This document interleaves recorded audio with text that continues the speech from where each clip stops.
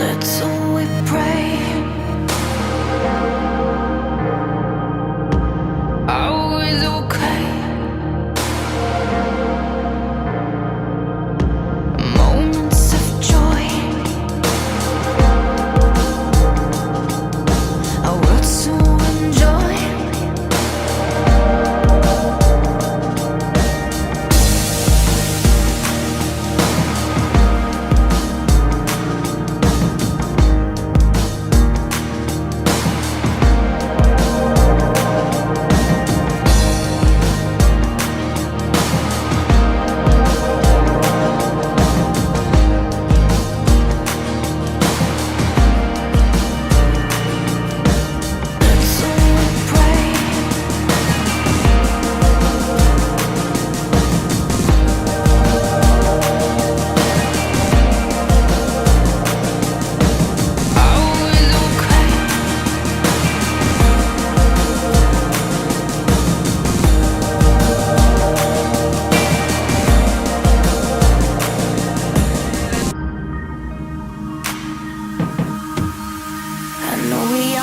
Damn strong. We are the light and we're shining like no other, like diamonds in the rough. We found our way to colors. Now we're never gonna give it up. We're never gonna give it up. No, we're never gonna give it up. We love our world of color. We are the light and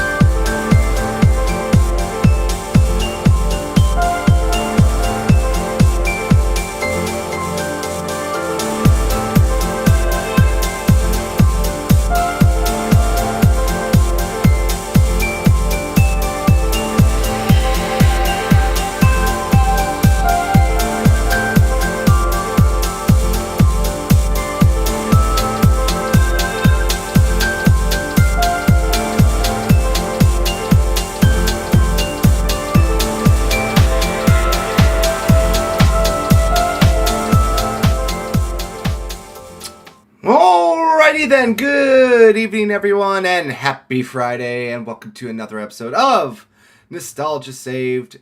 And today's episode, we're going to be covering God of War for the PS2. And joining me is probably one of the biggest God of War fans I've known, and also a man who's done many God of War retrospectives. That is, of course, Mr. Frankador's Games, IJP Mexican, one and the same man himself. Hi, how you doing, buddy?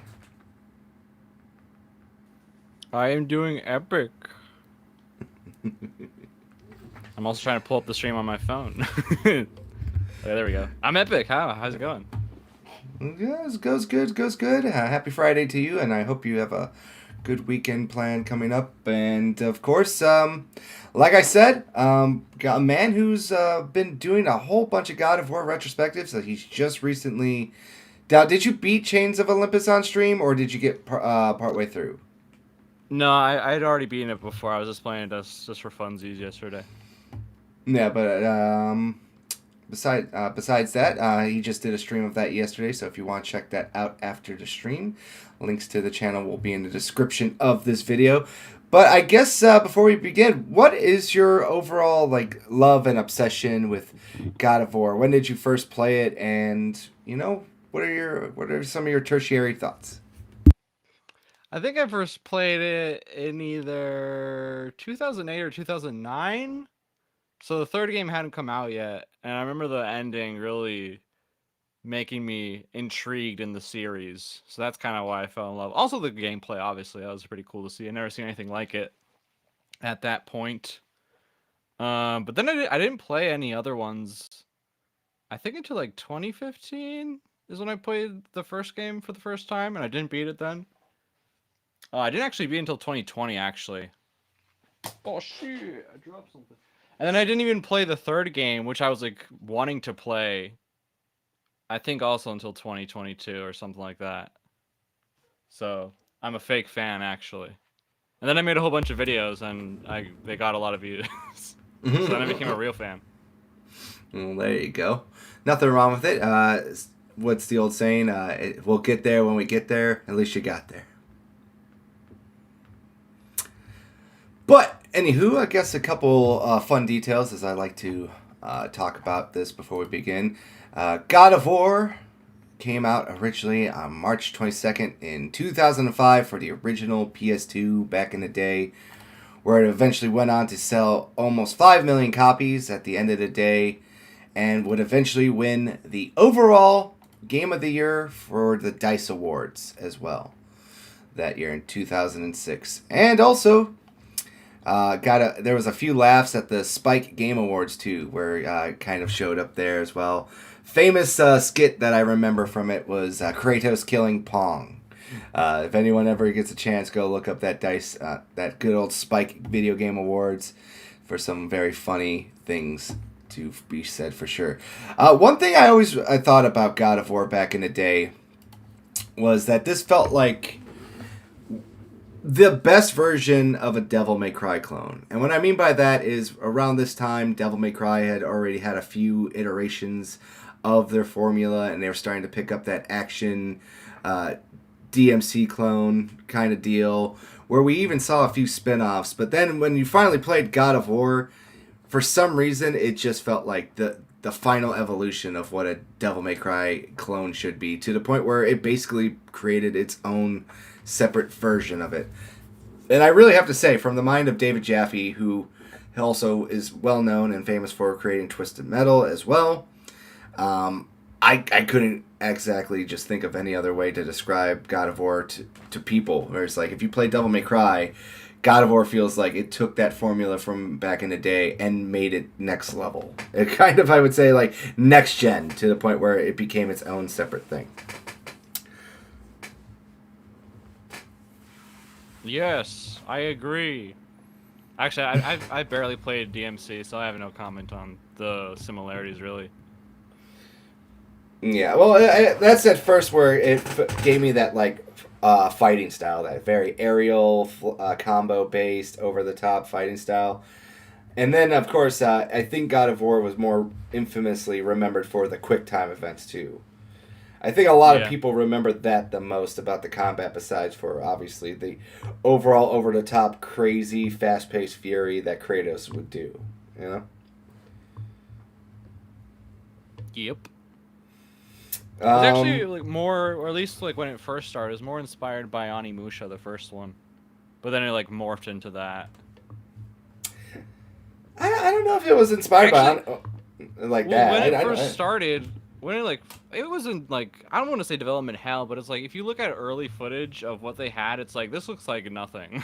This looks like garbage, and apparently it was like that for quite a while. Wasn't Kratos originally supposed to have armor, and wasn't he also supposed to have? Yeah, he was like a generic little soldier dude.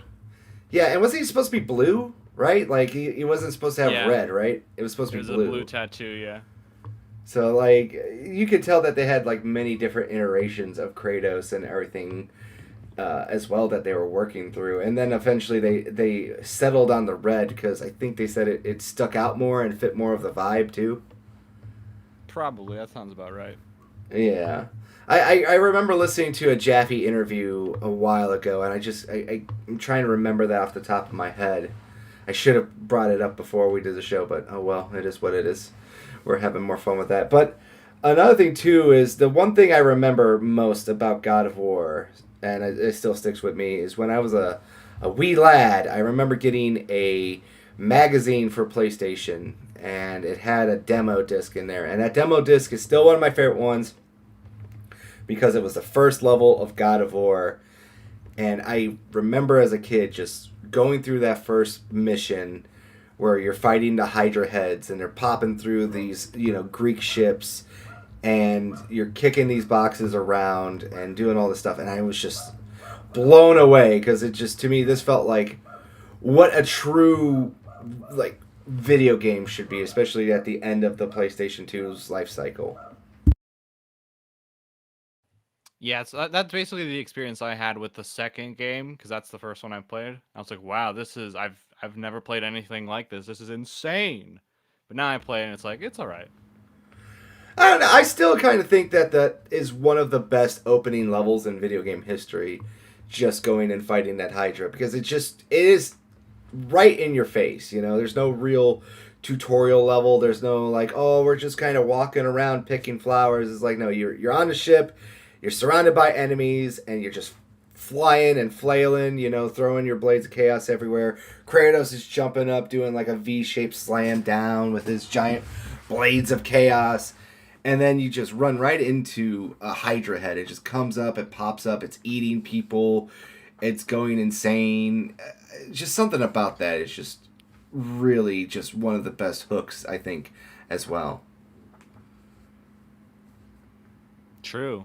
And you can also have fish hooks if you select the right costume in New Game Plus. Yeah, it's like you can play as a fish man, right? Actually, no, that's in the second game. That's not in the first game. I'm a fake fan once again. No, you just got it confused. That happens. But that's basically kind of just like our small little introduction to God of War. So I guess I would say we do have your little retrospective here. So I was wondering. Yes, I was joking. So I was wondering, would you like to do your retrospective in parts, and then we could kind of dissect them and talk about them and what our overall thoughts were, or do we want to just kind of go through the whole thing? Because you have it nicely split up here between... We can do it in parts.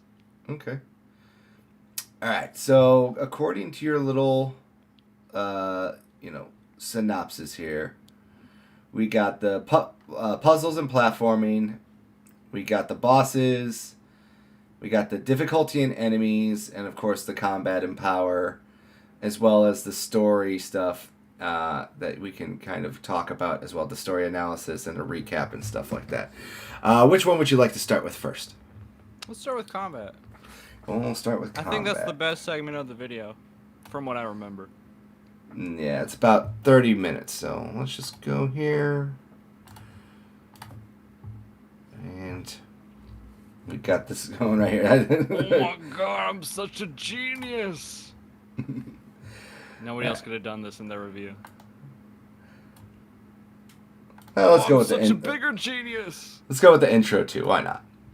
This project became significantly larger than what I had expected. Reason being is that I simply found it very easy to keep writing because, well, I obviously have a lot to say about this game. I understand that not everybody will appreciate such a long video, so if I had to recommend only one section of it, it would be the story recap and analysis. Since I have been quite literally trained to analyze stories, it's probably the strongest aspect of the video. You're so adorable with your early, not so sure scripted writing here.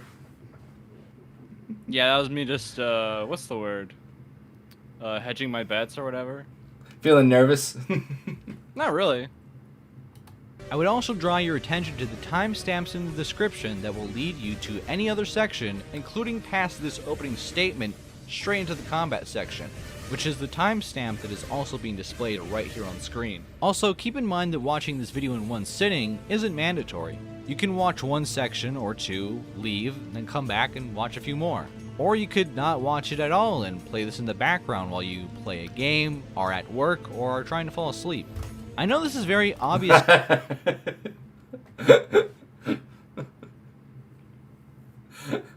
I love this early YouTuber stuff that you were working with here. I mean, that, okay. I don't No, know. I just think it's funny how much you've grown, I guess you could say. Because I don't think I've ever watched this part of you, because I'm used to your newer stuff where you're more snappy into it. But this one just feels... That is you true. know. I do try to like get into it really quickly nowadays. Yeah, but I like I said, it was just like... It definitely shows how much you've improved. I was trying to say more so than anything. Because you're like, you can fall asleep to this. I don't care. I'm just happy you're here. Alright, let's get down to it. Alright, combat! Yeah. First off, this is a good picture. Where'd you get this from? I think I just googled God of War 1 art and then sorted by the largest image quality. I think that's what I did. I don't actually remember. Well, this one's a pretty good one. I think here actually I can check the box because on like the sleeve in the back there's actually like a picture. I think this is the one that's there. Let me check. Yeah, because this is a really cool picture. I don't think I've ever seen that one, or especially a close up on it's the. not. There's a different one with the Hydra. So I have no idea where this is from, but that's pretty cool.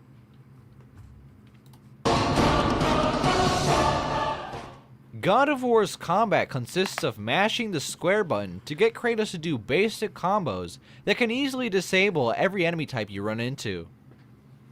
Right? It's pretty sad how many people believe this to be the case, simply because that's the meme that got spread around. Look up a review on YouTube and you'll most likely find someone telling you that the combat isn't worth engaging with because of how easy things are. Funny enough, I've never seen anybody go out of their way to play this on the hardest difficulty, like I have. That would really bring the point home and be the nail in the coffin, right? If the game... So, off the bat here, is this true? Is there a lot of God of War players that were saying that the combat's easy? Yeah, but pretty much every review on YouTube before this one is like, yeah, this game fucking sucks, actually. Oh, it's stupid and brain dead, it's easy, and DMC's way better. Really? I'm going to be honest, I've never looked up a God of War review or retrospective because I played it. There's quite a few of them that do that. Interesting. Well, the only one that comes to mind that doesn't do that is, what's his name? Josh Strife Hayes. His video is really good. Is this why you decided to make that retrospective? Because you got annoyed listening to other people's, and you're like, I'm going to show you how to do it right? Well, I was doing back then. I was doing Let's Plays, and at the end of the Let's Play, I would do a review of the game, and I just so happened to play God of War. But I did kind of go into it being like, yeah, let me sort of set the record straight a little bit. Okay, interesting. Really is that simple, then show us how simple its most difficult challenge really is. One thing about God of War combat that pisses fans off is whenever someone calls it casual or mashy. But I mean functionally. Now, you never have. Who the hell is this guy? His name's right there. It's K. Yeah, I know. I've never heard of him. Like, do you? He's got a decent sized channel, I think. I'm not saying I've never heard of him. What does he do? Just retrospectives too, yeah, just different. I think he does like mostly PlayStation stuff. I think. Is he still around, or? I believe so, yeah. Okay. To optimize your combos, unless you're going for higher difficulties. I mean, he's technically not wrong, but it begs the question, if you're aware of the difference in between the difficulty settings, why are you playing on the one you're playing on and not the other one? Here's a thought experiment. If you're playing a game and you find it to be too easy and there's a difficulty slider or option, what are you going to do? Are you going to keep playing as is? Or are you going to turn the difficulty up? Now, to be fair, God of War doesn't have this option mid-game. You can only choose it at the very start of a new game, or if you die too many times, then the game will suggest playing on easy. So, sure, you could play the game I on don't normal remember and that. hit every enemy twice before rolling out of the way If, every single time. But if I don't remember that they gave you the option to lower the difficulty if you kept getting messed up. Yeah, I think if you die like 5 times in a row in like one area, the game's like, do you want to switch to easy? And if you do that, you can't switch back. Yeah. It's a problem in the I first will game because it's a problem in Yeah. the first game because you could be dying on a puzzle or something that's not combat related. So lowering the difficulty would do absolutely nothing. It's like, do you want to put this on easy? Like, no, I just want this puzzle to make sense and not be stupid. But I will say, I do. This is your gameplay, right? This is all your footage. Yeah, this is all my from- gameplay off of my real PS2. Yeah, I don't do. do I that. do like if how you actually try to go on you the know, offensive and very, rack up the hit counter, not just the like, game we're will gonna give you a spam square, tangible reward that where you're directly trying to affects actually use the gameplay. combos and This air combos game, and that. hell, the whole original trilogy really is in this strange limbo of criticism. It gets called all style, no substance, brain dead, but it also has been said to have cheap enemies that make the game frustrating, which in this case is just the lemming way of saying, What? Where are you hearing? Where did you hear this stuff? I've never heard this before. What? I've only heard this almost exclusively. Really? I don't. It's pretty common, yeah. But that's the thing. It's so common. I've never heard of it though. And the only here, I guess the only complaint I ever heard about God of War, me personally, and this is just from my personal experience, so anecdotal, just my personal. Objectively true is what you're saying, basically. Yes, was that people said Kratos has no character.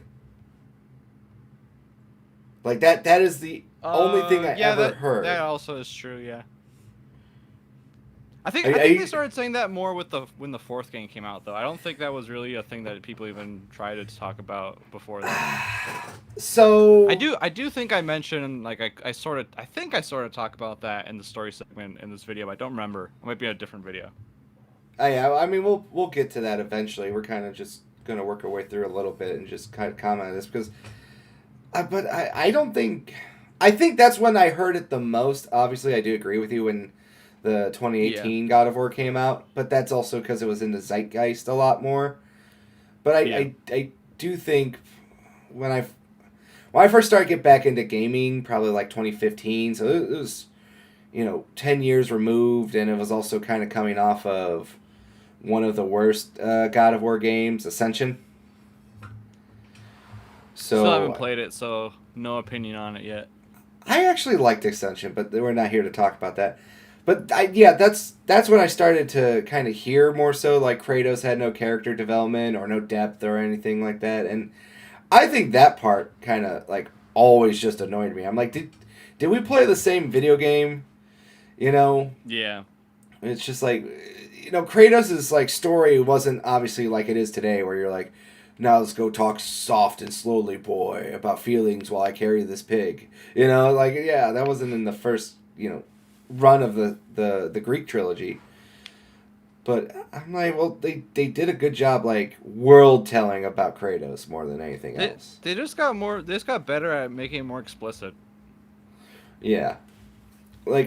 Well, because when you play the first God of War game and you get to the end, obviously, for people who don't know, they basically just imply that Kratos becomes the God of War and is responsible for all the wars that ever happened in human history,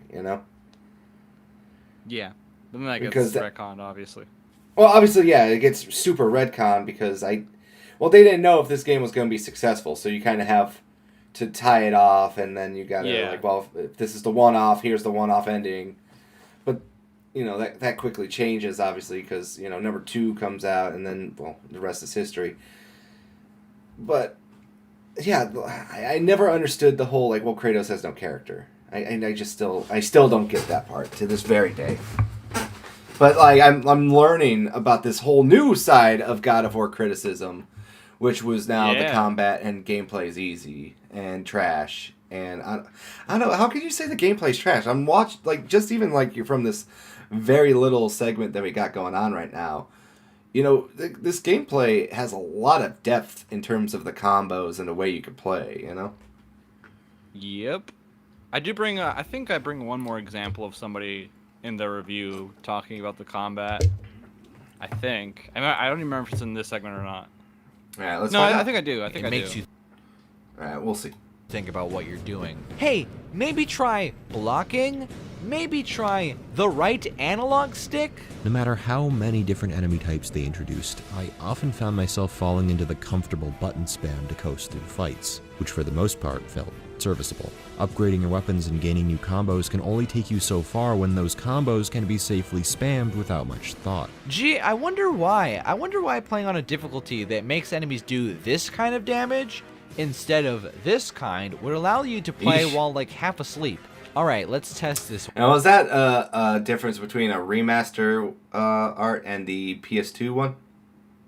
No, that's just the difficulty he selected. He was playing on normal, so when Well, you one play on normal, image you can look- basically do whatever. Well, one image, like I said, one image looked a little sharper than the other one, so that's why I was curious. Oh yeah. He was playing the PS3 version. Okay, interesting. Yeah, but that's a great point, though, that if you play on a higher difficulty, like, look at how much that troll It's just does to you. immensely different. You basically Crazy. lose, like, almost 50% of your health. That's insane. But this guy, King K, is he still around?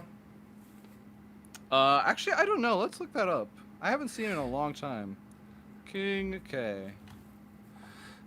Obviously, that's a Yes, homage he to King uploaded K. a Rool. video 2 weeks ago Oh, what about? about Zelda, 3D Zelda. Oh, cool. One out. I'm just gonna spam light attack of these next 2 clips. I want you to try to tell which is being played on very hard and which is being played on easy.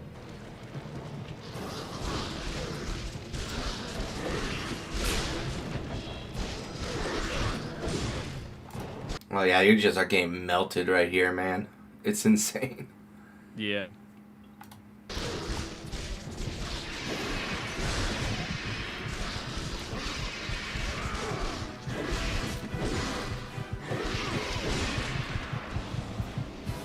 You are dead.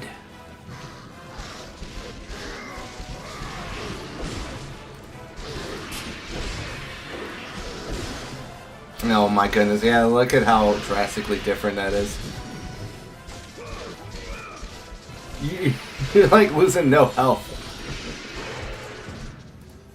If you just don't want to think about it and see Kratos do cool things on screen, then yeah, play on an easier difficulty. It's a legitimate way of playing the game. That's why there's an easy mode at all. But don't talk about how the game doesn't require thought on the player's end, how the enemies are mostly the same, and how you just kinda spam the buttons to get by, while also showing footage of you rarely even trying to parry.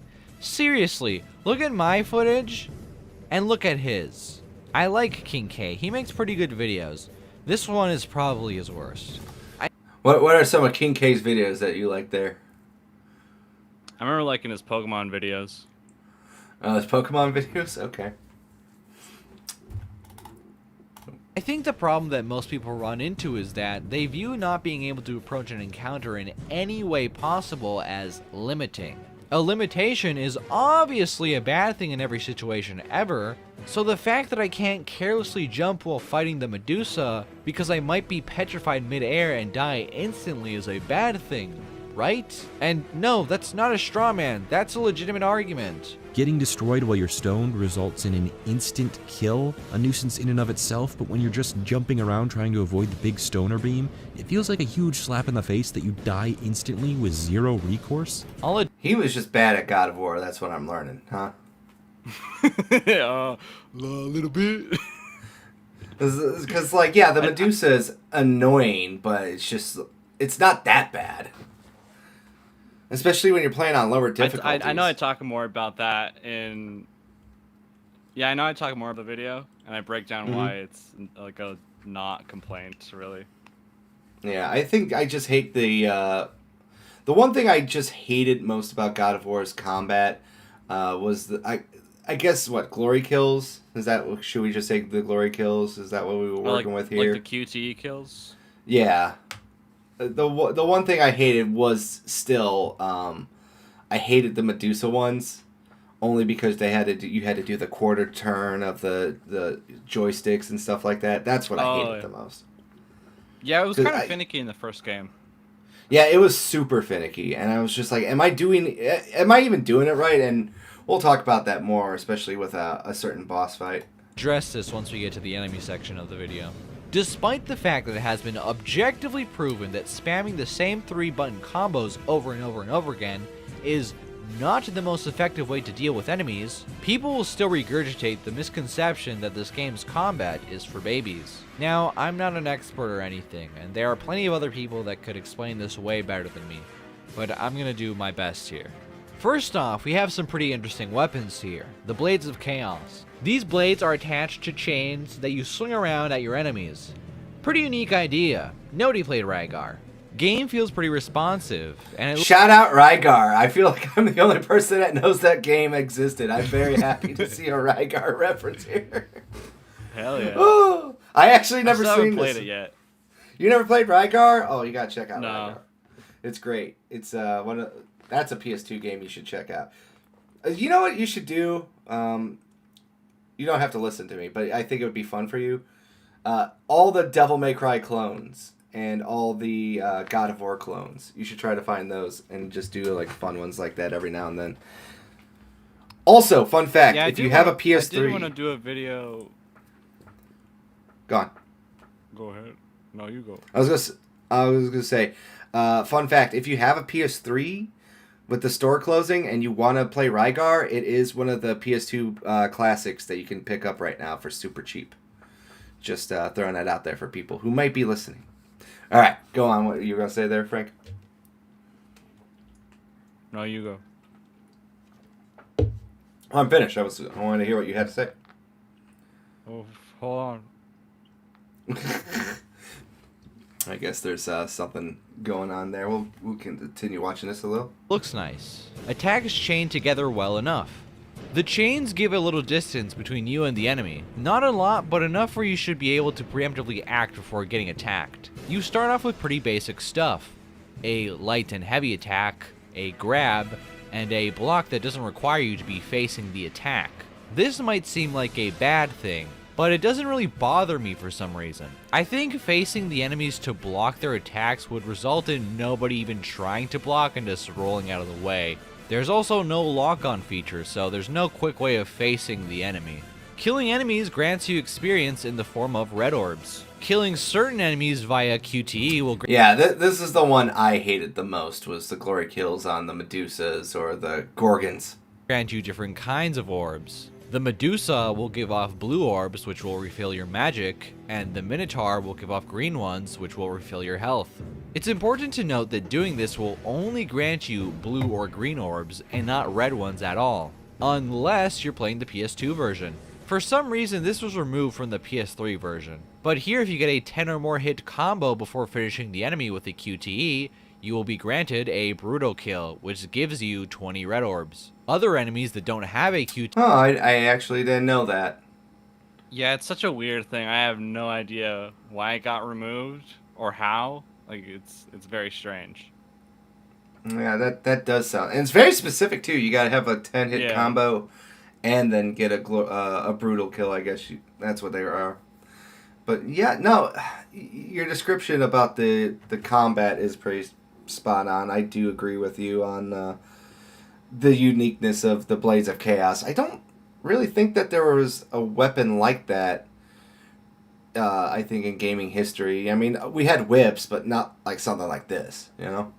Yeah. QTE kill will give you a ruthless kill if you kill them by throwing them or doing a grab execution, which will give you 10 orbs. This is a way in which the game rewards smart play. You get more orbs this way. Getting more orbs means you can upgrade your stuff faster.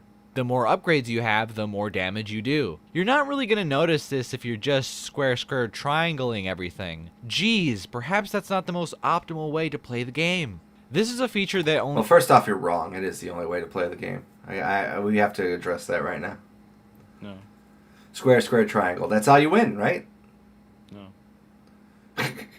appears in this game. It was removed in the second game and replaced with the inferior system of getting a special kill for every QTE kill you do, no matter the hit counter. You will get a small amount of orbs from the hit counter alone, though. Hitting certain milestones will grant you the orbs without you even needing to kill anybody. So it's still a good idea in general to keep the hit counter as high as possible. It's just that in the original release, this was even greater so. Now, it isn't all good. The orbs appear in a very inconsistent, or just not intuitive way throughout the game. Sometimes you can get orbs from killing an enemy this way, but most of the time it won't work. Killing an enemy from afar will not give you their orbs unless you are close enough to collect them, even if there's no real way of reaching them. Getting orbs during wall combat is almost impossible, since they will often fall to their death and take their potential orbs with them, forcing you to stop and grab the enemies instead, which is a death sentence in most cases. These enemies don't give off any red orbs when they are shattered, which will usually give you 15. Knocking enemies out of bounds won't get you any orbs, which is fine, that's fair. The game gives you an option of a quick kill but no reward, or taking longer to finish the fight but getting something out of it. That's great. What about this though? I was told by Zesty that this happens because the enemies are falling out of bounds as I knock them off the wall. If that is what is happening here, well, that's dumb. Why is... Who's Zesty? God of War YouTuber. Oh yeah, is he still around? Yeah. Oh, that's good. Well, he actually doesn't do much nowadays.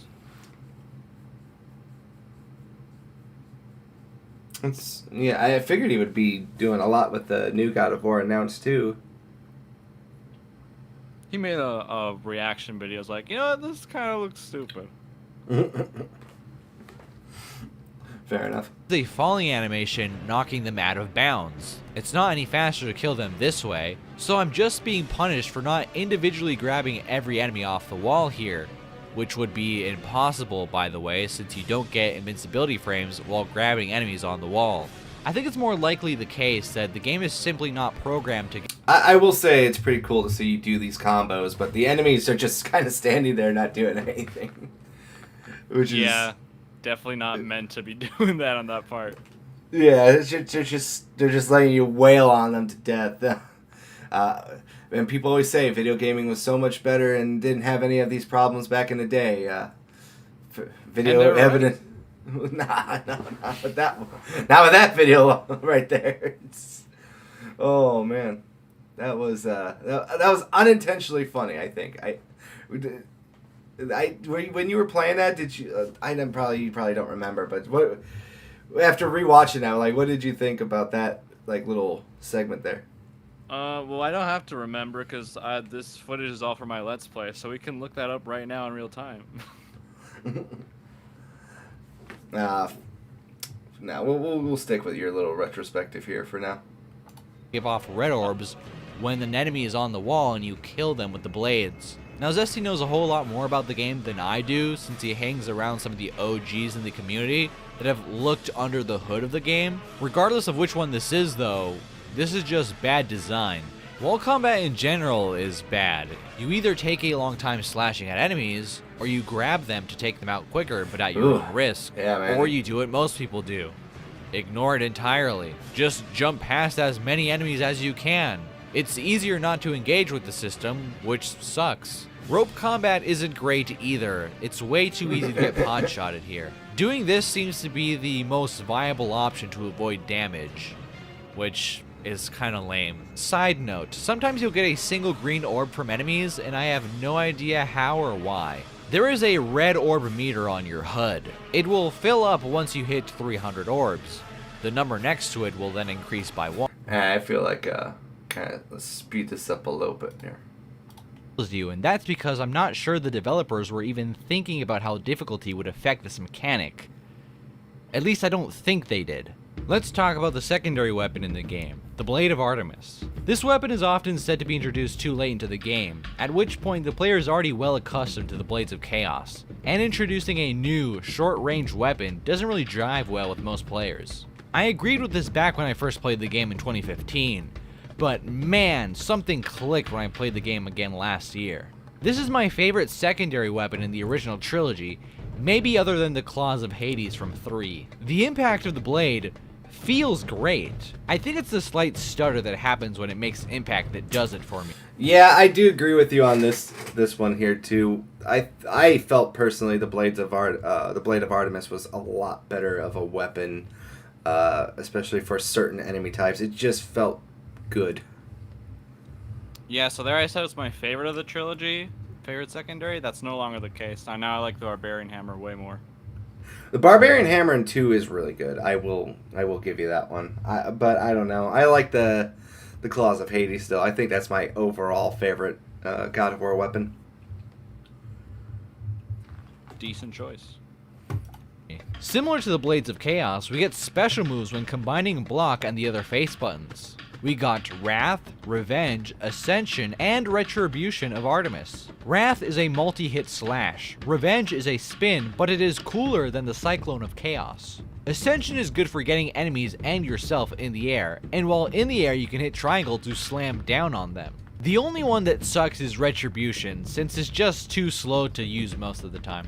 The circle button goes from being your grab to being another attack option when used normally. Although plenty of times I would still end up grabbing enemies even though I had this weapon out, so it's kinda finicky. I'm not even sure if I have footage of this. When the Minotaur has the circle prompt over their head, you can use this weapon to decapitate them instead of doing the normal QTE. But I'm pretty sure at one point I still ended up doing the normal QTE, even though I had the weapon selected. You can mix up the 3 face buttons to chain attacks in a more varied way than you can with. So, do you think that was like a glitch? Yeah, I think the game's just busted, honestly. Yeah, and that is that the same in the PS3 version? Because I played the PS3 version recently, think so. and I don't remember actually running into that where you occasionally would grab them. So that's interesting. I didn't know about that either. Frank is going to be mad you're stealing from his God of Grift. Yeah, he's gonna be super mad. Hey Nas, how you doing? The blades. That being said though, you don't really need to, and I never did. The shoulder dash turns into a pretty useful thrust. You don't move as far when doing it though, but it's really good for taking out enemies. I didn't use this weapon too much during the Let's Play, but that's mainly because I still think it's harder to use than the Blades of Chaos. I think what really holds this weapon back is a lack of a parry option. Once an enemy starts to attack you, all you can really do is block until the enemy stops. Blocking isn't really that easy to do with this weapon in general because it seems like the actual blocking doesn't happen when the blocking happens on screen, like it's delayed. It's kind of hard to tell and you might not even notice it while playing, but looking over the footage, this is indeed a thing. This doesn't mean the weapon is useless like most people like to say. I don't remember that being an issue, not having a good blocking mechanic with that weapon. Yeah, it is in the PS3 version as well, though. I think it's something that most people don't notice because it's like, oh, I guess I didn't block in time, but you did. It's just it happens too late. Well, you know what? Also, I think it's a lot of people also played it on lower difficulties too.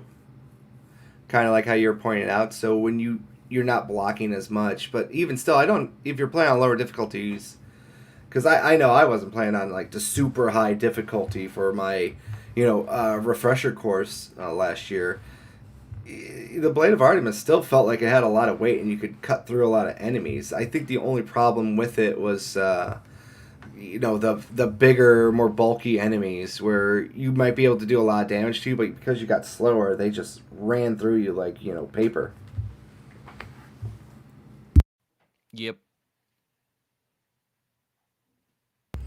Okay, let's continue a little bit. We're almost done with your little combat synopsis. Pretty strong. If I had a petrified enemy that I needed to crush, I would usually switch to it. And you can knock enemies out of bounds fairly easily with this thing.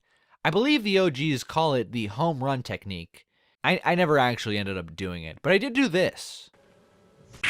Yeah, fuck off. I don't know if this is actually true or it's just a coincidence, but looking over the footage, I seem to have an easier time fighting the Minotaurs with this weapon, especially towards the end of the game. They seem to be staggered a lot more easily by it than the Blades of Chaos. What I'm going to talk about now can apply to almost any game, really. How valid is it to take exploits into consideration when reviewing a game's mechanics? It's clearly something unintentional, but at the same time deliberately placed there by the people who made the game.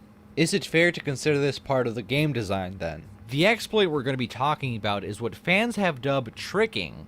When summoning the Blade of Artemis, Kratos is invulnerable to all damage until the animation is concluded. So players use this to their advantage to avoid damage from enemies with ease. Most players seem to do this by tapping the magic button while selecting Zeus's Fury. The act of putting away the bolt will resummon the blade and thus replay the wanted animation. Personally, I like summoning the blade the normal way to trick, which is done by pressing L1 and R1 at the same time. I prefer to do it this way since in the other case, the tricking happens when you let go of the magic button, and not when you press it. It just makes more sense in my brain to hit a button. So where did you find this information at? I've been a God of War fan, I would say, for years, but I've never heard about this thing. I found it out from Zesty, the guy I mentioned earlier. Yeah, he's where I get most of the interesting stuff from. All right, so when you're doing this tricking stuff, is it a very effective way to kind of get through the higher difficulties? Did you notice that it once you got to this point, did your playthrough get easier? For this game, a little bit. Actually, I talk about that in the next part. Actually. Okay. We're almost there. Button to do a thing instead of letting go of a button to do a thing. Now, is this a bad thing? Should I criticize the game for allowing the player to avoid damage in such an easy way? Does this completely break the game? Well, no, I don't think so. It's not something that you can just spam and get away with. There is a modicum of timing and skill involved. Get it wrong and you're going to be punished by the enemy. Also, normal parrying is just as easy, if not even easier. And in some situations, it's the more desired option for its counterattack. Also, the fact that most people don't even know this is a thing goes to show that this isn't a glaring problem. The casual player... Yeah, that's kind of a good point there, Pass Frank. Yeah, I was spitting back then. You're right though. It's a really good thing because I've never heard of about this. So you are kind of. I guess you're kind of correct about that. Yeah. So like I guess that is a good point where it's just I guess it doesn't make the game necessarily better. It's just you gotta learn how to parry better. I guess you could say. Would you say that? Well, it's like a harder thing to do than just parrying at first, but once you master it, then it's just as good. Actually, it's even better than just parrying. Yeah, because you don't take any damage. That's why it's a lot better. Yeah, well, you can avoid attacks that you can't parry. That's why it would be better. Okay, so you just kind of want to try to master both kind of ways of play, I guess? Won't be able to tell this is even in the game, let alone be able to use it effectively. Now, is this a good thing? Should I praise the game for allowing the player to avoid damage with this weapon, for having a greater knowledge of how the game works? Well, no, I don't think so. The thing that makes this an exploit and not a glitch is the fact that the invincibility frames were intentional, but the developers did not intend for you to use them to avoid damage. I think. There is a possibility that they left this in the game knowing that players could take advantage of this, but they might have also thought that nobody would even notice. Or maybe they themselves didn't even think of using them in this way. I believe the game gives you iframes during the animation so that you wouldn't be interrupted by enemies' attacks during it, which might have cancelled you switching weapons. I have no proof of this just seems like the most logical thing to me. Are exploits fair game? Are they as legitimate as being able to do a quick heavy attack after a roll, for example? No, exploits are totally legit. That's my opinion. Cool. I give my opinion in the video.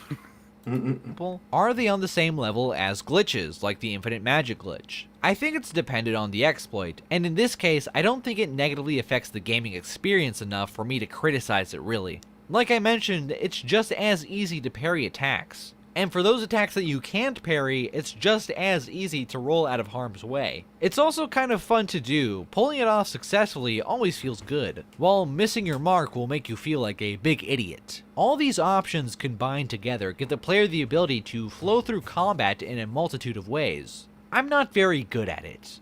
I am better now than when I started my Let's Play, but I don't think I utilized all these options to the fullest. Like, looking back, I often wonder why I didn't do Orion's Harpoon on enemies after doing moves like these, or why I did the full 5 light attacks and then a heavy attack for this plume when I could have just easily done the 3 heavy version, or why I didn't use the Blade of Artemis more, or why I didn't use Medusa's Gaze more, or whatever it might be. Regardless, all these moves have a purpose and should not be ignored.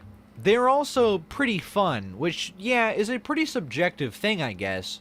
But being able to use these moves in the right situation feels great. Spamming square square triangle? Yeah, not so much. The next section is also combat related, and is essentially a continuation of this one. Especially the enemy section, since it's essentially the other half of this equation here. I will say that a lot of people should try to master the combat in a game before they shit on it. Because you're doing a lot of cool, crazy combos and stuff like that, but a lot of people that you're showing off, like, were not like that deep into their combo system. It looks like. Yeah, that's something that I bring up later in the video. It's like like everybody's gonna have a blind spot eventually on some sort of game. But if you're gonna if you're gonna make a whole video and criticize it, it might be a good idea to not just be terrible at it. Right, especially if you're a streamer. You could skip to the enemy section, like specifically like the Medusa one. You already passed it. I'm just trying to. I was just double checking here. So you got difficulty in enemies. So let's talk about some enemies here, because I think the magic part we kind of got a little bit of the gist of from the combat part. So let's hear about what you thought about some enemies and difficulty. I know that might seem shocking to some of you if you've watched my Let's Play, since there were plenty of points towards the end of the game in which I struggled a great... what I said, rewind, abort! Yeah, let's do that. Right. There we go.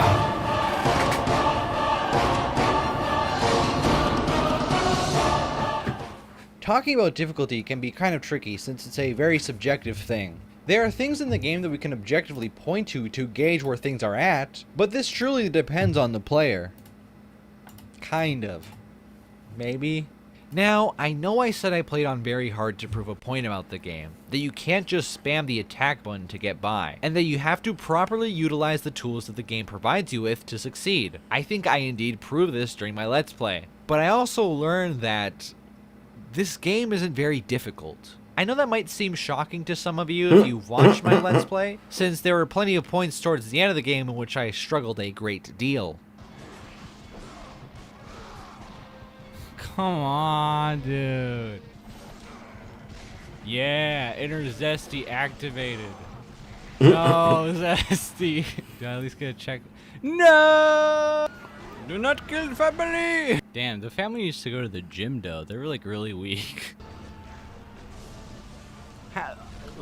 Come on, game. What was that? Yeah, what was that? I am self-aware enough to recognize that those encounters could have been handled in a better way, especially if I wasn't recording and mainly focusing on what I was doing. Hell, I ended up playing the game again on very hard, and I did it an hour faster than I did the Let's Play. I'm not gonna start saying that the game is easy cruising until the end, though. I mean, it is.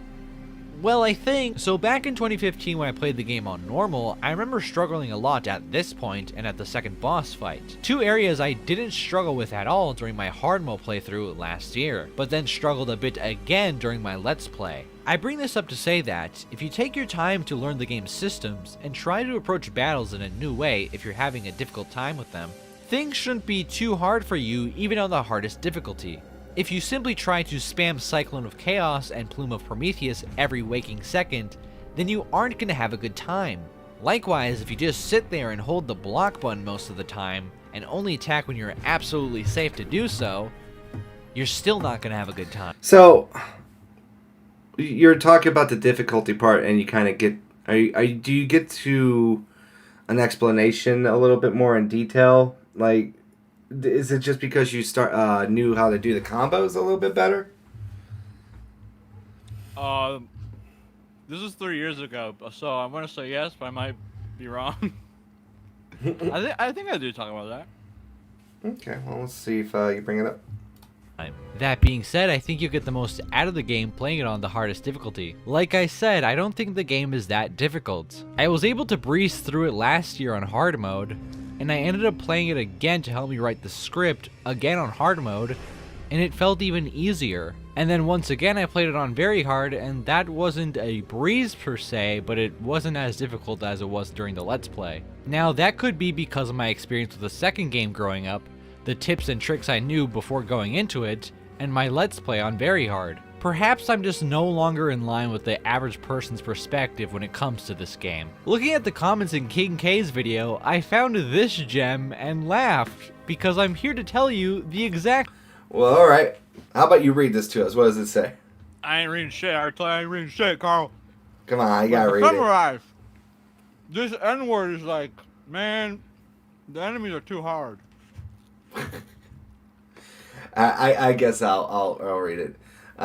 Played it again recently. Do yourself a favor and don't play it on hard or above. The game is downright busted at that point, and the combat turns into a chore. Can't lie, I feel like it ruined my initial reception of this game since it was my first PS2 game that I stayed playing all night to complete it. That push the prisoner into in the cage section, for example, was nearly incompletable. I that's a weird word to say. I had fully leveled up blades, and I could not do enough damage to kill at least one enemy before the next one spawned. And of course, then they infinitely spawn, so I had to just keep pushing and pray that AI just wandered around me. The bad checkpoints, which this video shows some of all over the game, doesn't help. Okay. Opposite. The game is at its best when it doesn't allow you to get complacent. It's at its best when it makes you work for the victory. It can get frustrating, but only if you don't try and adapt. Like I kind of failed to do during the Let's Play. The game gives you all the tools you need, you just gotta learn how to use them. That all being said, unless you're playing on someone else's save file, the first time you play the game will have to be on hard mode at the most, since the game doesn't unlock very hard until you beat it once. So I mentioned my 2015 run earlier. Is there a New Game Plus on the PS2 version? 1 second, I'm chewing. Alright, I guess we'll wait for that answer. But I guess most of this has been talking about the difficulty of God of War, which I guess I really can't attest to too much about having an issue with it because, you know, I think I mostly just play it on just normal. That's just where I am. So there is a, in quotes, New Game Plus in which you can pick a different costume that gives you like different, enhances certain abilities. But it's not like a traditional New Game Plus where you start off fully upgraded. Yeah. So yes, but no. Okay. That's a run that I never finished. The last time I played was in 2018, actually. It was on normal mode, and I decided to finish it just because, and I noticed that normal mode feels extremely easy. I know previously in the script I said that playing on easy or any of the lower difficulties was a legitimate way of playing the game, and I still kind of stand by that, but you shouldn't. Avoid normal mode. Hard mode is the bare minimum. It's not a thing about me looking down on players that have to play on normal mode. It's not as fun. Enemies just die way too quickly when you play on normal mode, so just don't do it. Play on hard. I think you're doing yourself a disservice if you don't play on at least hard mode. And like I mentioned, very hard is where it's at, so yeah, don't play on normal mode. It possibly might have seemed like I contradicted myself there. I do think there is a difference between something that is generally easy and something that is brain dead, because you still have to think about it. Again, look at my Let's Play and you could see me not thinking about it a few times and I die very often. It wasn't until part 7 that I was able to not die during a recording session. Now again, I'm not very good at this game, I know, but this kind of goes to show that you gotta pay attention. But this is why I find it so frustrating to see people complaining about the simplicity while playing on either easy or normal. I think it's about time we get into the enemies. First we have the Undead Legionnaire, the most basic of enemies. The Goomba to the most basic of enemies. Every enemy type has different variations. These start off with nothing but a sword and a helm. Their attacks come in pretty slowly, giving you the chance to either block or roll out of the way. You can grab these enemies whenever you want to, but more difficult variants require weakening beforehand, showing a circle prompt once you reach the... I think these guys have a really good art design. I always liked how they were basic, but they looked really good. I like them. I like the armored versions.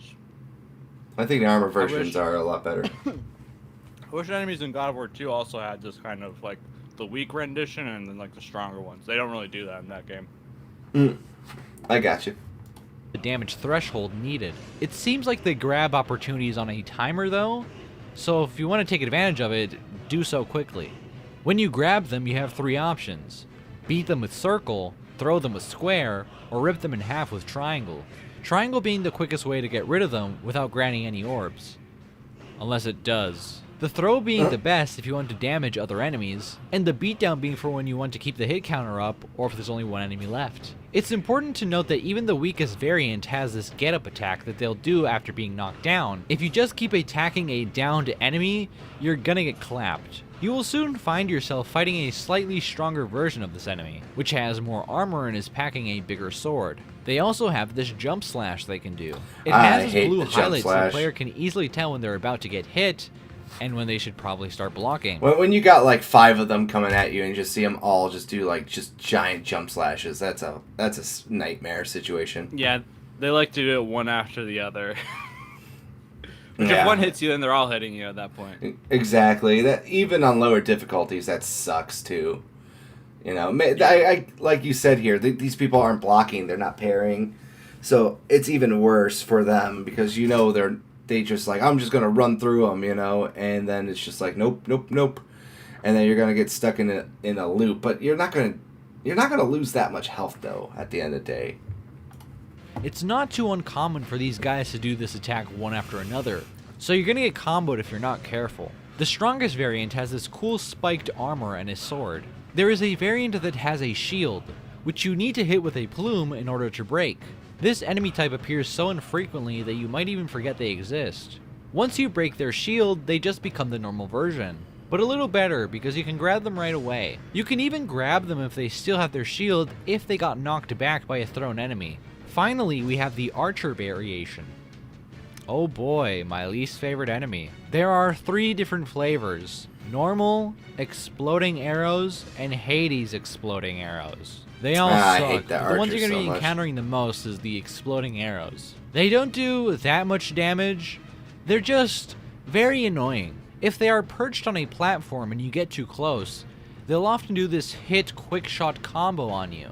This part is hell. This part is hell. This part is Hades, but you get the idea. I guess I could use Zeus's Fury to take these guys out faster, but they are rarely that far away to justify me using it and not just roll towards them. I hate these the most. There really isn't anything I would change about them since I just kind of find them annoying and not poorly designed. Maybe I would change arrows making you 1,000 times heavier when you're shot mid-air.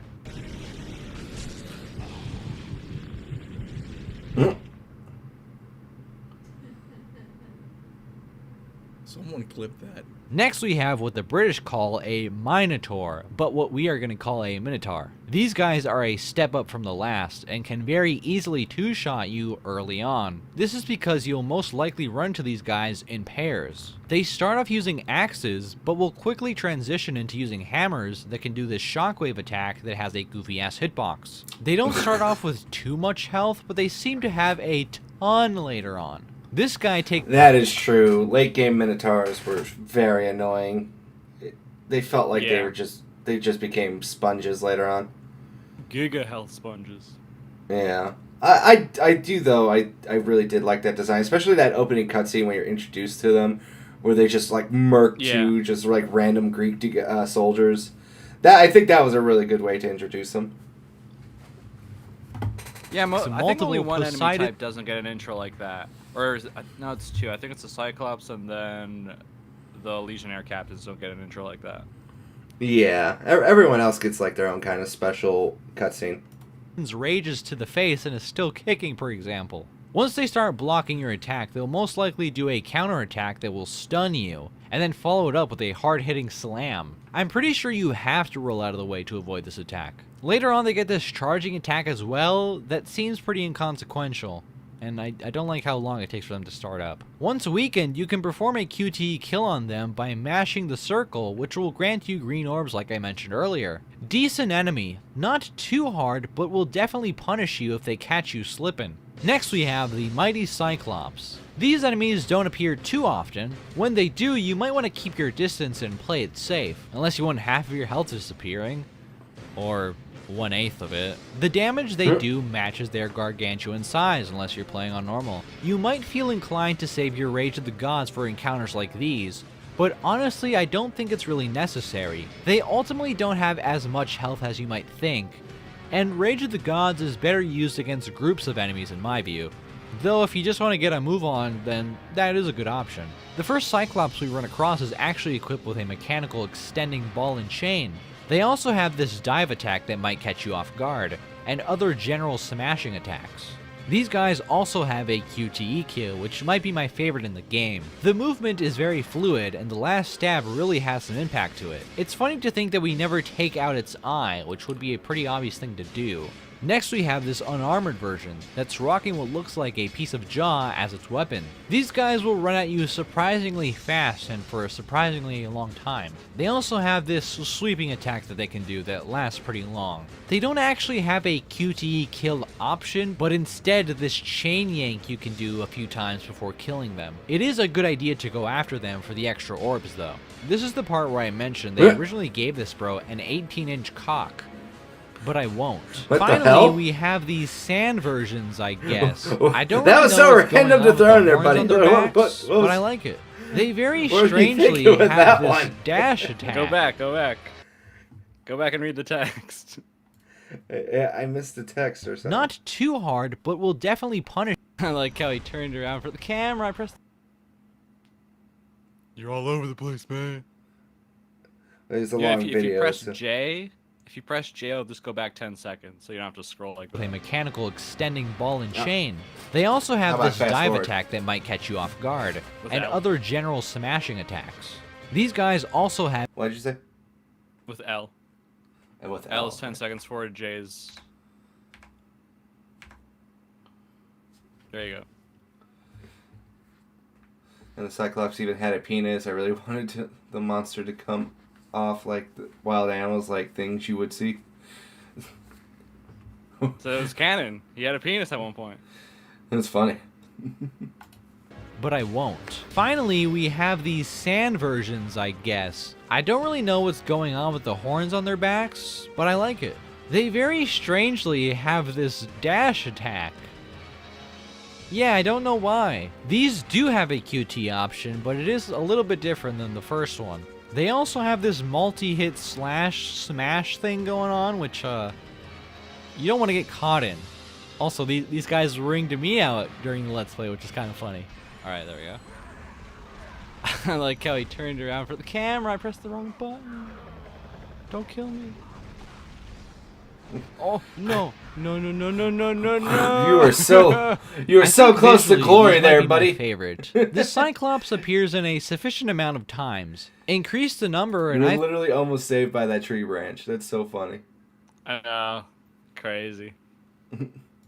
think players would get annoyed how much fighting them slows the pace of the game down. Next we have the Gorgons, which I called the Medusas earlier because the game calls them that. but they also correctly call them Gorgons in the manual, so I'm just going to call them Gorgons from now on. Though in the game's defense, the first one we fight is actually Medusa herself. Yeah, I She was gonna seems say. to have a little more health than the normal Gorgons do. She also has this unique design, which I appreciate. Gorgons have pretty fast strikes, which is very snake-like.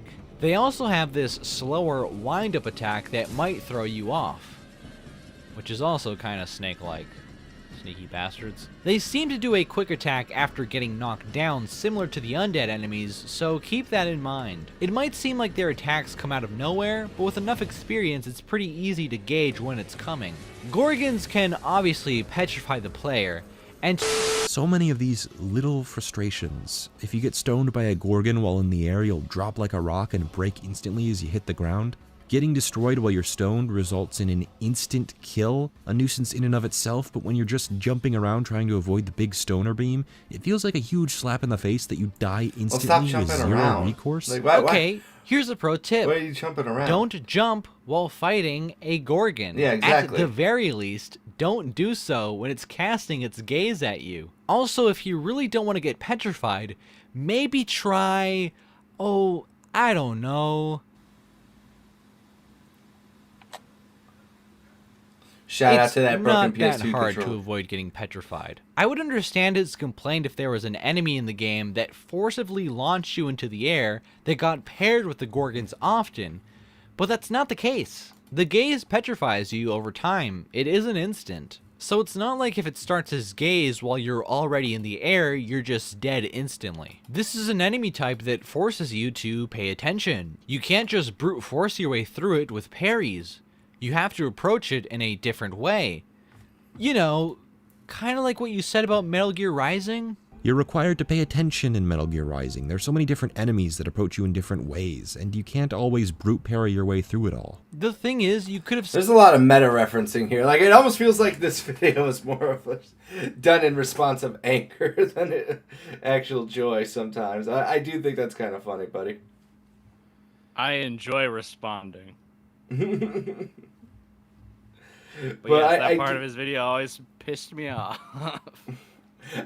But I do think it's funny. It's like, I remember what you said, so I'm going to dedicate Oh, of some course, some of this that's memory holded at the time.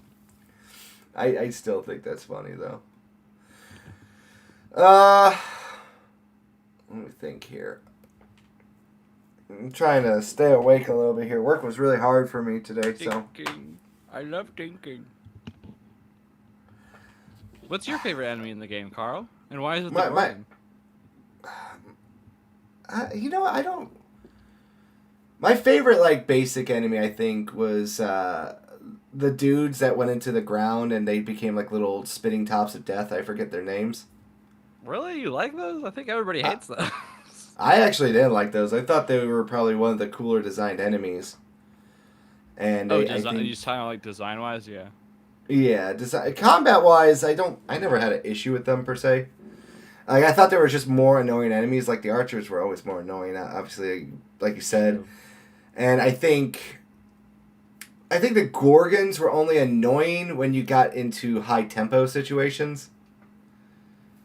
So, like you were saying, dodge, hit, like, they're pretty easy to beat up and easy to kill overall. But when you had, like, when you would get, like, one random one and say, like you had that scenario there when you, where you're fighting the centaurs and then you get, like, stunned by a Gorgon because you're just under high tempo from the centaurs. I thought the centaurs, when they were introduced to, I thought that was a pretty cool way to introduce them as well. Yeah, that's the only enemy I don't like in this game. The Well, centaurs? besides yeah, I don't know why. I never liked them. Really? Yeah. Actually, I'm kind of shocked that you say that. What's your favorite one then, I guess? I think the Minotaurs. Because they don't get in the second game they're there, but like just barely.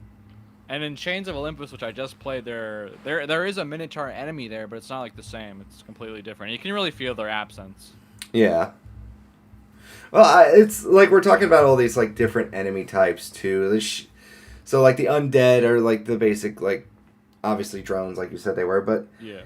I like their like a design. You know, I do think that they had a really cool design element to them. They were very basic, and they evolved a lot more in the later levels. They got tougher, but overall, I think, like I said, the spinning guys. Like, let's see if you see them over here. Oh, you know what? I forgot this one. I actually did like these more in the guys. second game.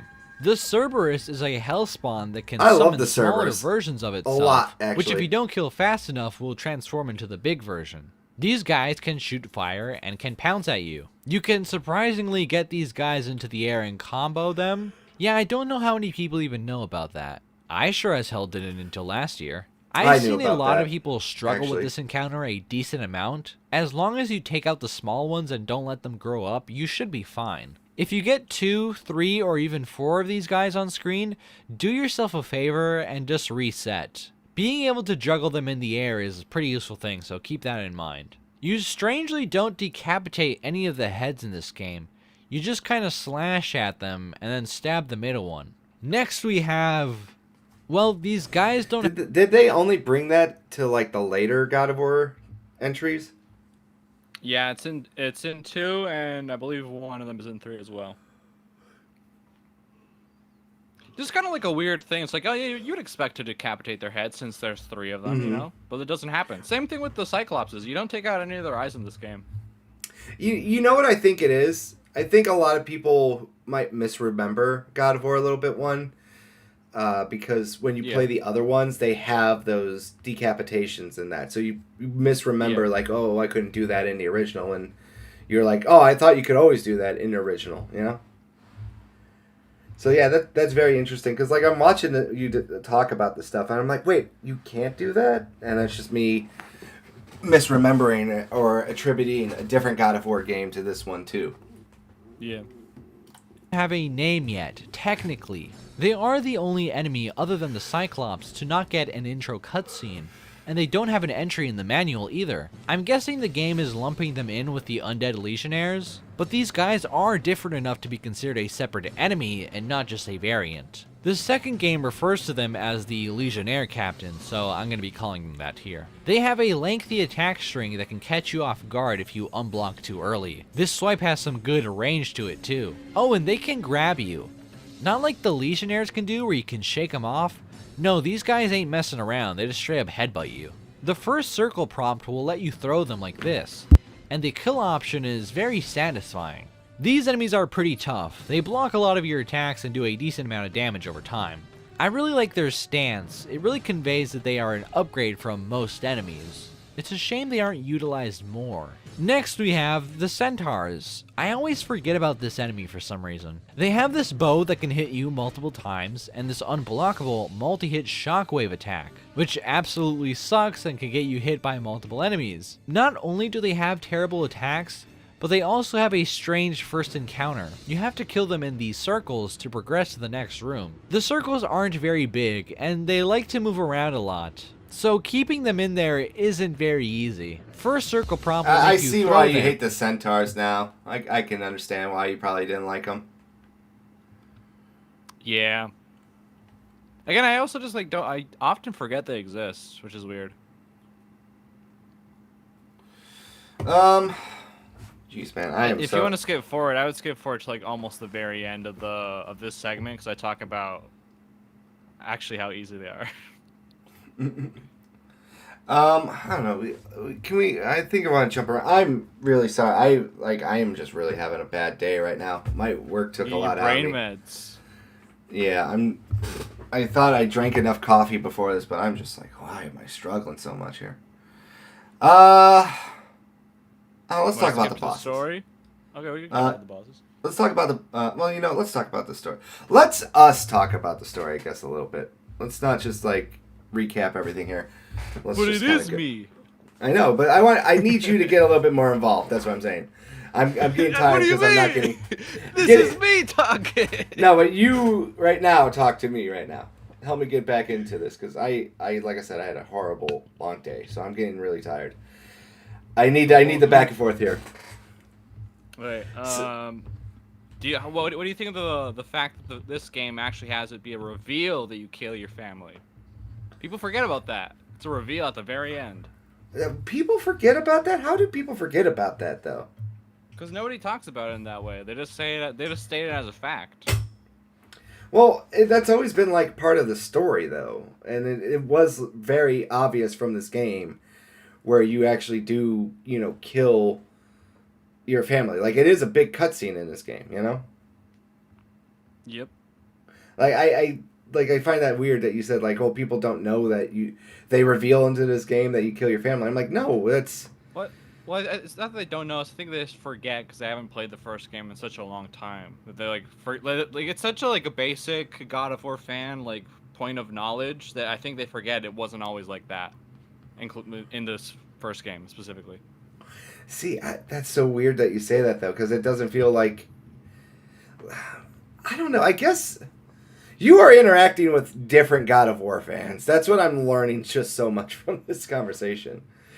Because, I'm so used to just, talking to these people who are, they're, more up on it, I guess, weirdly. Where they're, you have a conversation with them and they all kind of, agree with me, I guess you could say. But you're, going out there and you're watching these YouTubers I'm in the and stuff, trenches. and it's just really? I've never heard this argument. I've never even seen this argument and stuff like that. But, the whole act of revenge, it's not even, really an act of revenge. It feels like it's more so because in the storyline, Ares is trying to usurp Zeus, correct? Or you? Yeah, that happened. That gets hinted at the very end. It's more presented like a show of strength. Oh, Zeus, you should like me more than Athena because look, I can destroy your city and she can't do shit about it. And then once he has the box, he's like, well, since I have it, I could use this against you.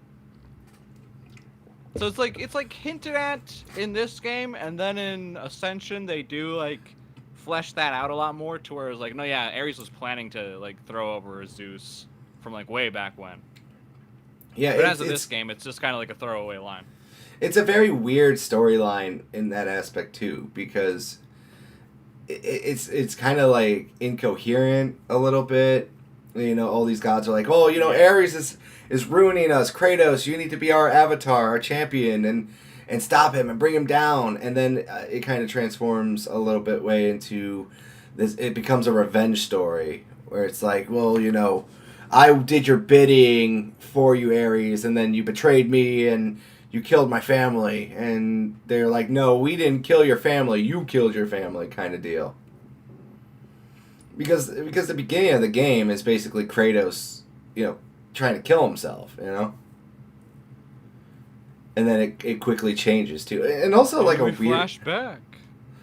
And what is also a very weird and shocking part about the story too, is after you can get to Pandora's box, or is that what it is in this one, Pandora's box, right? Yeah, it's Pandora's box. Yeah. I always forget. I always get that confused, but Ares kills you. Yeah. I think a lot of God of War fans don't remember that part too, where he just Ares just senses that you reached your goal, and then he just windmill chucks a sword and just kills you from 3,000 miles away or something, Yeah, Giga eats that stuff at us. Yeah, it's very weird, and then you have to crawl your way back out of Hades to get back up there, and then get back to life. Is that the first game or is that the second game or is it both? No. Well, you do that in both. Technically. Yeah, you could die at the start of the second game. Yeah. And that the story gets very weird from there as well too, because there's time travel elements and stuff like that. When you really think about God of War 1 story, it's kind of a mishmash hodgepodge, you know what I mean? Well, the time travel's in the second game. I thought it was in the first game too. No. No. Okay, I'm misremembering that. Because I thought for some reason. Oh yeah, you're right. I'm misremembering that one. Yeah, he just crawls out of Hades in the first one. And then it's basically a retread before you get into a big boss fight with him at the end, right? Yeah, you go through like an area you've gone through previously, but now it's like mostly destroyed. Mm-hmm. But yeah, the story of God of War 1 is very bare bones, I guess you'd say. I think more people remember the spectacle more than they remember the story, you know? Sadly, I think it's the best one in the whole series, honestly. You think God of War 1 is the best story in all the series? Yeah. Are you serious or are you But trolling? that's no, I'm being. I watch the video. No, I believe you, but I'm asking. That mostly speaks to the lack of not interesting ideas, but lack of execution in the rest of the series. Besides the fourth one. I don't know, I thought God of War 3 had the best story. Oh, my sweet summer child. Why am I sweet summer child for this one? I can't say. I'm keeping it a secret until I release the video. Alright, fair enough. But I'll say you can't be wrong if you tried. I'd debate you on that one. Let's look at some bosses real quick here too, because I think the bosses in God of War 1 are really good. I'm only going to be talking about 2 of the 3 bosses in this section. We'll get to Ares when I cover the story. First we have the Hydra.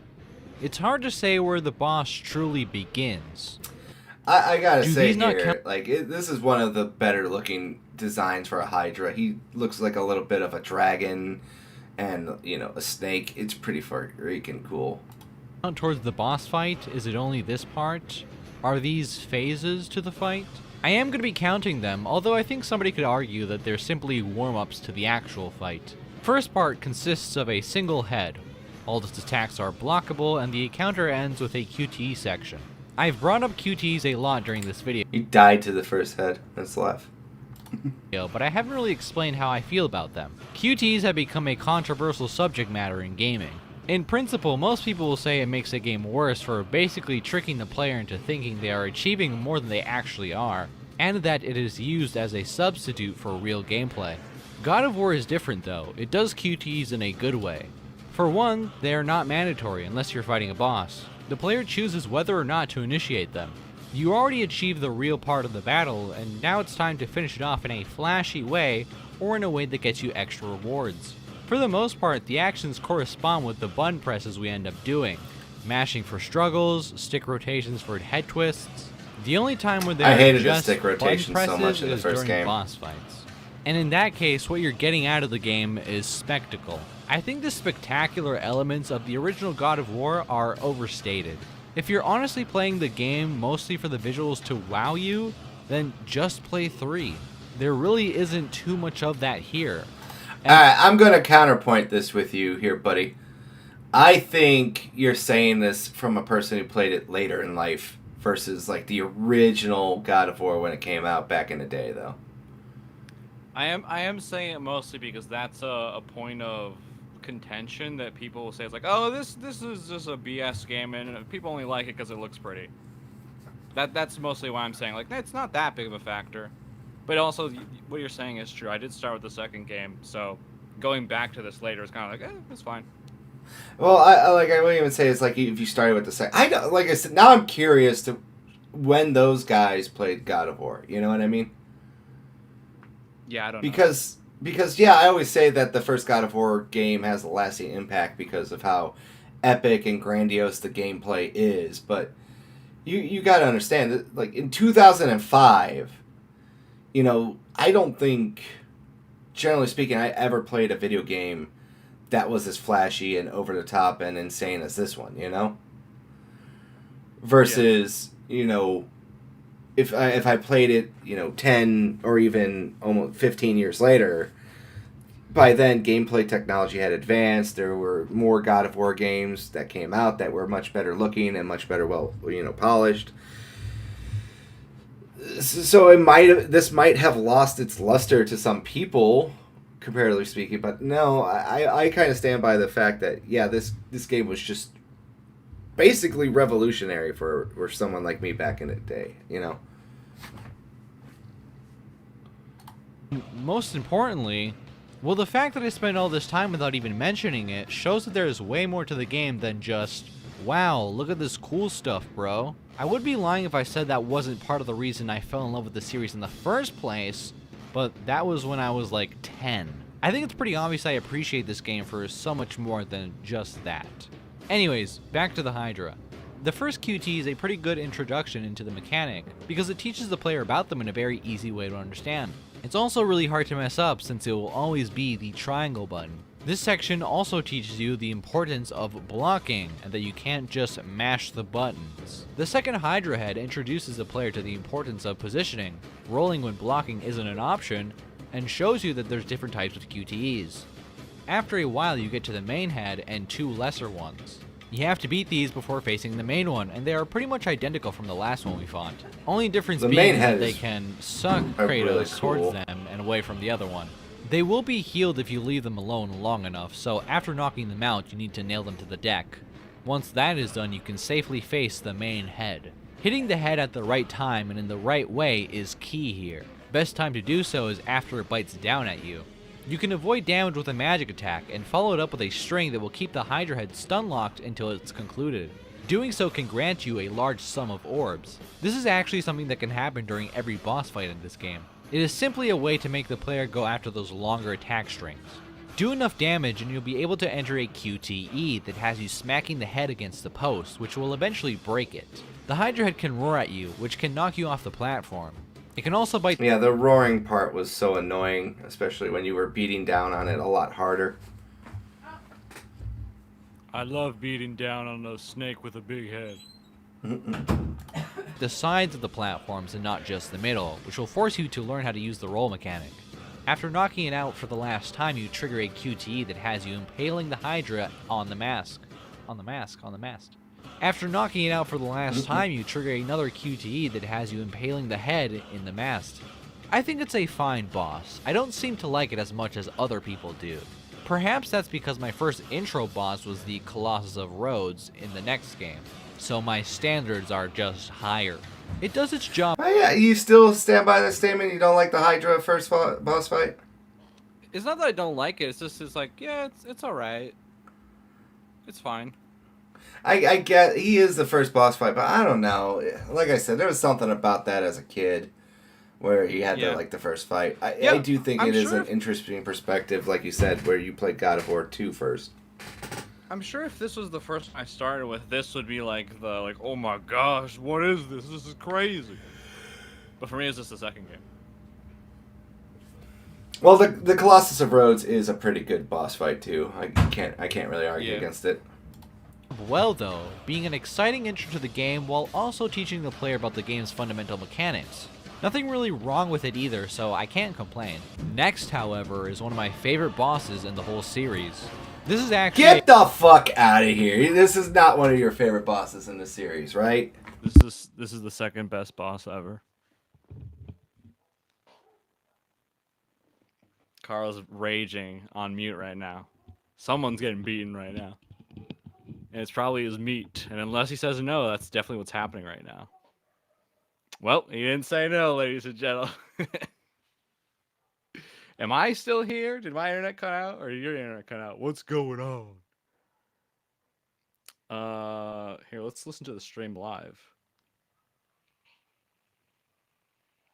Well, Sorry, my wife came in and was asking me a question. That's all.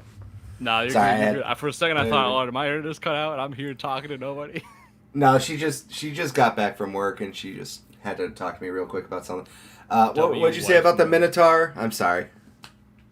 This is the second best boss fight in the series. It's not the second best boss fight. You're high. Fine, it's the best. Fine. No, stop. This was one of the worst ones only because I think... Because I hate the joystick ones. Bad. It's not that I'm bad. I don't know. Like, if it's I'm just bad, but I think it could also just been my controller, because I would literally stare at my controller and do the combo moves with, like, the joysticks, and I would watch to make sure I was doing it correctly, and I would still somehow fail them, and I would just be like, what the hell? You know, it's just... Yeah, that's what we call a skill issue. I don't even think it was a skill issue. I think it was... No, yeah, it is. It is genuinely finicky. But, like, minus that part, what would you say about the rest of the boss? I like its design here. I think you might talk about it a recent more. discovery of mine. Why is this my favorite boss? Well, it truly tests the player. If you haven't figured out the combat mechanics at this point, you aren't going to have an easy time here. It's firm but fair difficulty. You can parry most of its attacks, and this boss fight was not even like that tough. Like even on higher difficulties, this guy ain't that tough. You ever played on very hard? I Carl? played on hard, and it wasn't even that hard on Oh, hard. very hard. I haven't played on very hard. Very If it was on very hard, yeah, but I would would agree with you. I would play it on very hard. No, I don't want to though. I played on hard as a kid, and I'm just like, this guy was a cakewalk. The Hydra was harder to me on hard. You know. I like this guy's aesthetics. I like how as you fire the what are they, logs? They have to be like flaming logs, right? The massive stakes. Yeah, like it feels really satisfying. that to was do more so. interesting. You can go from That having was him on the ropes good. to making a mistake and dying fairly quickly. But- I don't mind it at all here, since like the other bosses, you get magic and health back pretty easily if you're doing well. And if you know what you're doing, you can really stop him from doing almost anything. Yeah, that is true. He is also very easy to get your health and everything back. No, but I like how as you beat him down more and you bring his armor, he's not like he's like decaying. You know what I mean? Yeah. Like I like that from an aesthetic side. Like he's very aesthetically pleasing and cool boss fight, but I just thought he was boring. And I got more frustrated with because I hated the joystick ones. That I always hated those ones.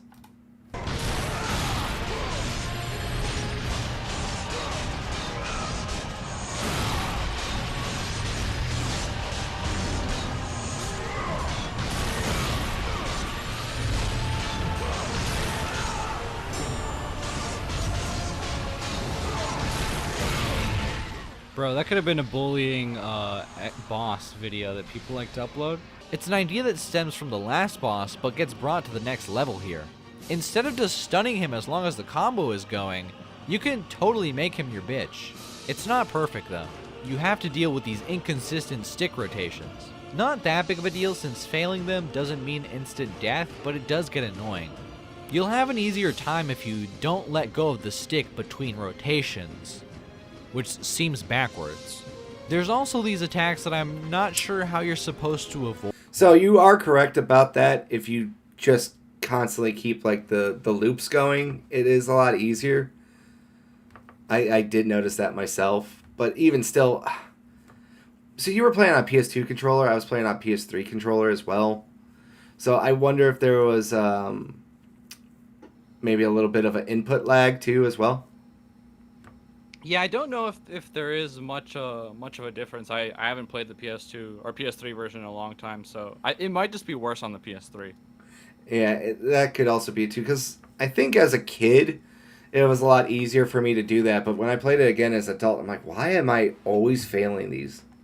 Void, like this one. I also don't really care for this attack either, since if it catches you, you're really just gonna get juggled for a bit. But oh man, you see this? This is my domain, and while I am here, this guy has to play by my rules. Most of the fight is actually us just getting rid of his armor to reveal his fleshy body and his health bar. Once we get him down to nothing, we use this stake launcher to finish the job. I love this boss. If you know what you're doing, you can breeze through it. Yet, it is still a challenge, since it can realistically kill you if you get too relaxed. It demands the player engages with the system the game has, and doing so makes the experience an absolute joy to play and to watch. Some could argue this boss is too easy, which I think might be a fair thing to say, but I still believe there is enough challenge here. Also, we have this funny glitch. What the fuck's going on? Oh no, this is the God of War 4 glitch. What? No. I thought that was like a mod Zesty and other people use. I know it was a glitch. That's funny. How does that happen though? Man, you got messed up there pretty badly. For that one. Epic glitch. I didn't even know it was in the game. Alright, I want to talk about this part now. to be only All right, one your favorite thing. part, since you mentioned it at first. I hate a lot of these puzzles. What? I'm gonna add. I hate a lot Like of the two puzzles in the platform. game. I hate a lot of the puzzles and platforming in the God of War 1. I'm sorry. Giga week.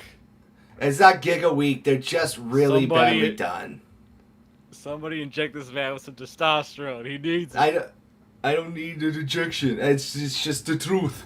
Add puzzles and platform into one section because the puzzles here aren't the strongest. It's really basic stuff.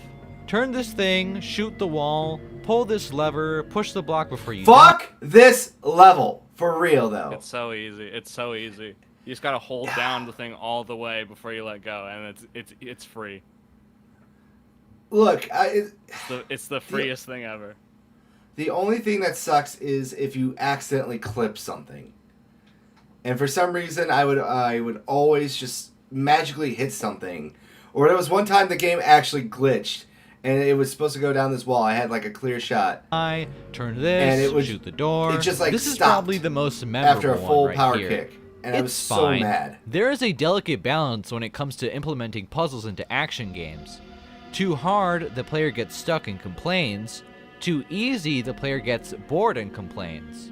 Really, they exist to slow down the tempo of what's happening without making you watch a cutscene. Some people seem to think that action games need to have puzzles that relate to combat, and if they don't, then there's no point of having them. I think this is dumb. Not everything needs to rely on combat. Expand your horizons and realize that games don't have to be only one thing. Not only that, but the puzzles are agree with really that statement. short. It's not that big of a deal that there's not combat involved in these things in your combat action game. Also, the combat puzzles that we end up getting aren't great. First, we have the infamous push block puzzle. Yeah, I'm not even sure if this qualifies, honestly. It's an Push the escort block mission. to the end to get to the That's what it is. It's just an escort mission. You know what I'm saying? I want to kill Your the first- box. The box is an escort. This is not even hard though, man. It's not. This It's was- annoying.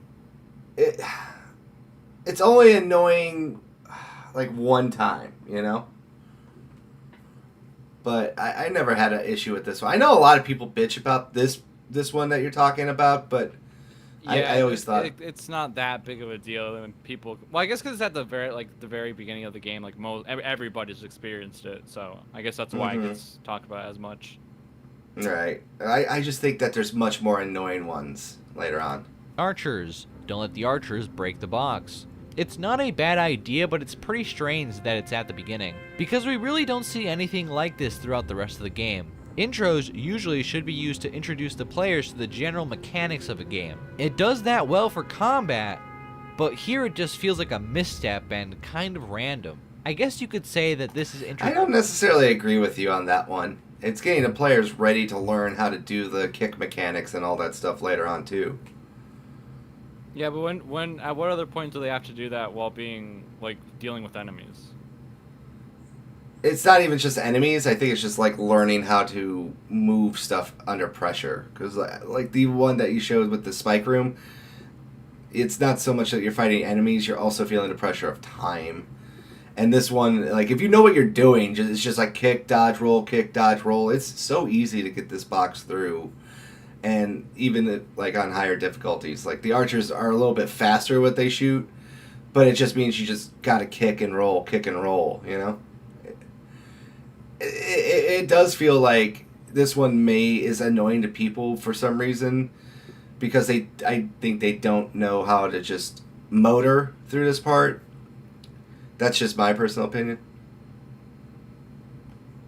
Introducing the player to the fact that there are puzzles in the game, but that's kind of a stretch. Also, this isn't a great puzzle, it's just kind of annoying. Is it a puzzle though? Technically. Is it though? Technically. Why would you say technically? Like, do you explain in a video, or are you gonna, or would you like to explain? I don't remember. This was 3 years ago. I think so. All right. Well, how about now? Let's pretend you didn't, and we'll find out later. But like, Because you how gotta about solve now? a problem.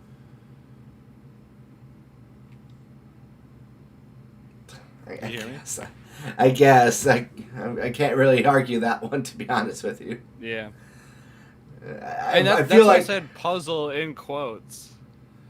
Alright, I will give you that one then. I feel like speeding up the time it takes for Kratos to kick the thing would help here. You could trick the archers into shooting way off target here, but I just really don't feel any kind of satisfaction once I get the box to the end.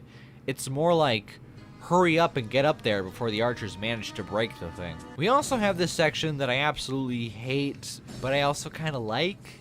Look, either you do this thing in 2 attempts, or you spend about an hour here trying to push this guy up this dumb ramp.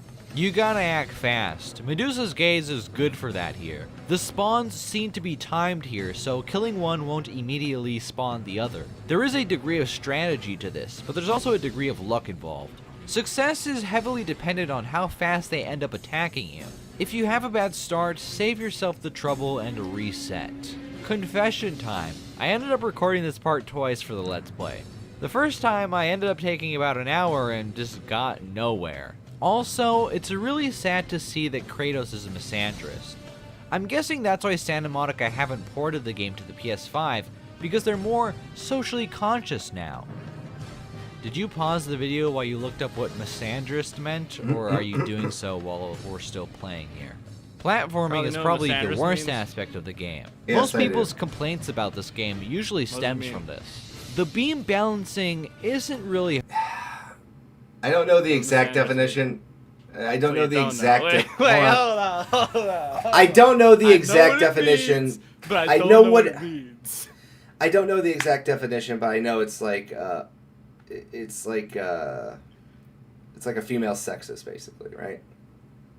Yeah, it's the male, or it's like the inverse of misogynist.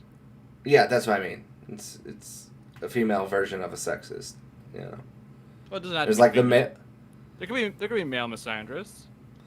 as technically speaking, yeah, but it's just usually it's more associated with women. You would in that expect way. it. You expect it from females, but yeah. It's like Shout the to the incel females in the femcel chat. argument. You know what I mean? It's like obviously it's you can have someone that's like it's like a chauvinist. You know, it's you understand that technically the term doesn't necessarily mean that, but yes, you know what I mean. hard. It's kind of annoying at the most. Well, for some people it's hard. It's really quite simple, actually. I think most of the animosity comes from this section in No. the Challenge of Hades. But even Challenge of then, Hades is the all part. you have to do to avoid damage is jump. Yeah, I don't get it. Getting hit is pretty much instant death here. Not always, though. If you fall at the wrong time, you won't be able to get back up before the blades hit you. Again, though, I don't think falling here is that easy, because falling in general isn't that easy. Pay attention to Kratos' feet while doing this. It might give you an easier time. Yeah, I think this part is only bad when you get awkwardly caught. You know what I mean? Or like yeah, I you remember get. struggling with this. I remember struggling with this the first time I played it in 2015. I don't know why though. I remembered it being like super long, but it's not. It's like 2 minutes at most. I think that probably you weren't sure how to do stuff maybe, and you might have panicked yourself into death. Yeah, I don't know. I think- I just remember it I being think- way longer for some reason. Yeah, like I said, I think it was more so people who like panicked themselves into death. And like I said, I also feel like the PlayStation 3 platforming was just worse. I don't know why. Like when I was a kid and played it, I think the only thing I had an issue with was the rope jumping, especially on when you went into when you're on the Pandora box levels. I can't remember what the Titan's name. What's his name? Kronos? Yeah, when you're on Kronos and you're going up the temple. Like, I thought that part had some weird camera angle deaths for when you're jumping and all that stuff on the PS2 one. That didn't feel as bad on PS3. But the Hades... That's it. Like, I Hades only part was fell the from worst. just walking off at the beginning and at the end because I looked away from the screen. I think my controller has some, like, drift issues. But that's it. Seems like Santa Monica knew that the players hated this because in the next game, the beams were made a lot wider and they almost took out platforming entirely. Sections where you have to perform a double jump are annoying to me. This is because you have to space out your jumps. If you simply double jump right away, you will often not be able to reach the place you're trying to get Yeah, to. this is what I mean right here. The jumping parts in this game were, I think, a little It's bit so more weird. atrocious. It's Yeah. just, you miss it just by like barely anything. It's like, why? I Yeah, don't think it was especially. intentional. I think they just like didn't notice. Well, on top of that too, like I said, there's some ones too where the camera angle for the jumping also didn't feel good. So you would jump and you think you would hit it, but the camera angle twists at the last minute, so it was just like confused me sometimes. Jumping shouldn't be a hard thing to do. And I mean, it's not, but I shouldn't be wondering why I can't make this very simple jump. So in one of the videos we get after beating the game, we're shown one of the levels that didn't end up in the game, and whoever was playing had the same issue and had to no clip to keep going through. So I feel vindicated. Not even the developers knew how to jump in this game. Hades is a part of the game that seemingly... Alright, this fucking level. Giga easy. It's not Giga easy, man. You get lucky or Cosmically you easy. don't. Oh, shut up. Bullshit. Let's hear what you have to say. most people dislike, and that's because it's mostly platforming. These are a bit harder, and it can get annoying having to redo sections after dying just to get the chests again, but Hades overall is a pretty short section, so it's not that big of a deal. But the most hated platforming section in the entire game is probably the Pillar of Death. Yes. A rotating, spike-ridden pillar that you need to climb to get out of Hades. Why is this part so hated? Well, getting hit means you get knocked down all the way to the bottom. Yes. The blade's hitboxes are much bigger than you might think. Yes. And there are actually two pillars, the second one being much taller. Yes. I did this in my first attempt. I hate you. Most people end up dying because of all the times they end up falling, so even though I did end up getting hit, I'm counting this as a first attempt. The Oh, you're trick here cheating. is knowing when and when not to jump. I've seen a lot of people just spam that jump button on this section. Patience is key here. There's no point in making a hard section even harder by rushing things. So the problem is not so much that it's like people are spamming the jump button. I think when you have, for me personally, this is what I would say. When you have a idea of how to get up this thing faster, sometimes you don't judge the blades properly. And I think that's what happens with a lot of people is they think they have the pattern down. You know what I mean?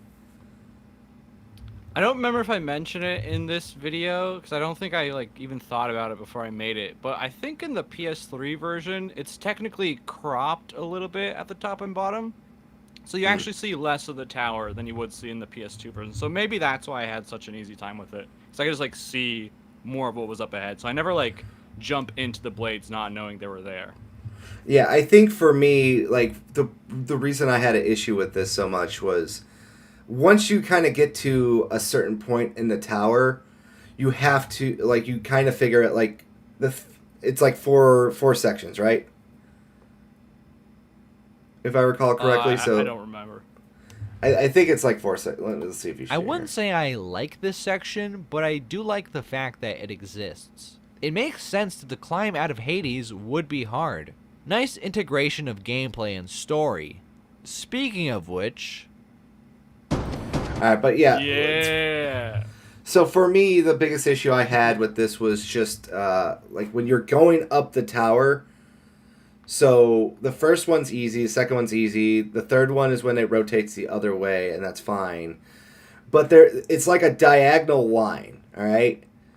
So you gotta like go figure out like how that diagonal line works, and I feel like the problem is some players they kind of fall for how easy it should be to get up there because the blades, like you said, they have a fucking ridiculous hitbox. Yeah, that's definitely like the worst problem I would say is the hitbox. It's literally like like 4 times as big as it looks like. So like that's my big issue with this so much. The other platforming elements and all that stuff, that's easy. It's like it's awkward, but it's easy. You know what I mean? And it felt more awkward on the PS3. But when you get to that tower, the biggest problem is those hitboxes on that freaking tower are astronomically huge. and for like you're saying, like people are jumping up it too fast. I can't speak for them, but for me, you after you like fail once or twice, you kind of figure out how like the rhythm. And I think what happens is you get a little too confident, and then when you get to the final one, and you're trying to gauge the diagonal of the blades to kind of go up around it, a lot of people jump an extra time too quickly, and they get taken out by the extra large, like hitbox, and it just like fucks everything up. It's so stupid. I like it. But yeah. I hope they don't make it easier in the remakes. I hope they make it harder in the remakes. Well, how about we get through the story and then we'll close up and talk about the possible remake ideas, okay?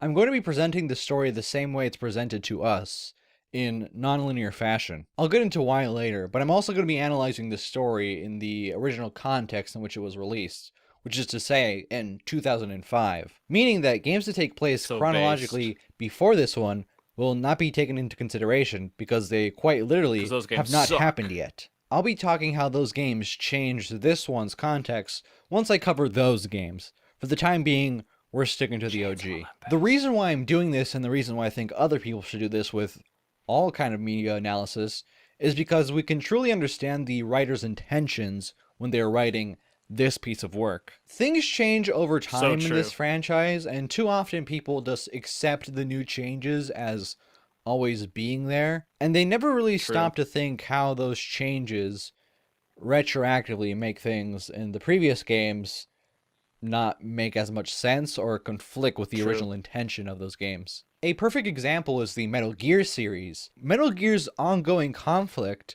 wasn't centered around the big boss and his actions. I just know that happens in Metal Gear. Until it was.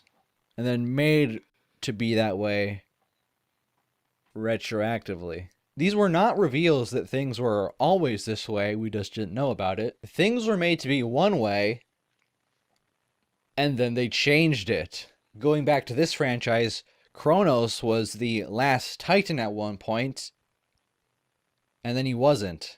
Which is why Kratos' reaction to learning about Kronos still being out there retroactively not make any sense, but isn't a writing flaw in this game if you just analyze this game in its original context. We start the game and immediately after get the coldest line in the whole franchise. The gods of Olympus have abandoned me. It's a pretty hard opening. Yeah, it's a pretty hard opening. We quickly learn that God of War is constantly looping back on itself, both in gameplay and in story, starting us at the end of our protagonist's life. We then learn through narration that this is Kratos, and that he has been serving the gods for 10 years, and that he has decided to end it all. We go back 3 weeks when Kratos is helping our boy Poseidon kill the Hydra. So God of War is only loosely based off Greek mythology. So a lot of characters and monsters from the myths appear in the series, but are reappropriated for this original story. I have no problem with elements being different here than in the myths, since the game had no intention of being a faithful recreation of them. Now, if this was the second game in the series, and the first one went out of its way to be faithful to the source material, then that would be a different story. But since that's not the case, I don't care that Kratos handles the Hydra instead of Heracles, nor that he kills the immortal main head, nor that it's a sea monster when it's not in the original myth. There are some women that are locked away asking for help on the boat, so Kratos retrieves the key from the captain, but doesn't save him. Some people have speculated as to why. I always took it as, since he is a coward and a weakling, Kratos views his life as worthless. At least that's how I think a Spartan would view such a person, especially a male. Especially since he's supposed to be the leader here, yet he is just yelling and running around like an idiot while his men die around him. So yeah, fuck him. He also locked away the women that needed help. You could say he did that to protect them, which makes sense, but why is there a door that only Get to the unlocks titties from the already. What up, outside? buddy? How you doing, It's Fernando? not like this is the brig. Very strange. He didn't even leave someone in there to protect them.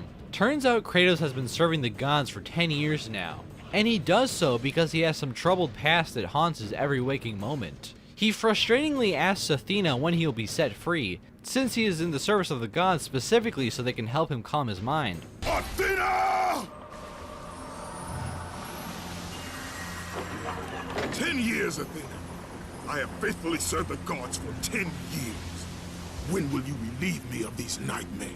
She reveals his final task is to go to So freaking Athens cool. and defeat Ares, Yeah. the god of war, who is wrecking the place with his army. The other gods can't directly stop Ares under Zeus's law because they can't go to war with each other. That's so Athena stupid. reasons that Kratos actually has a chance of doing this since he has been trained by a god.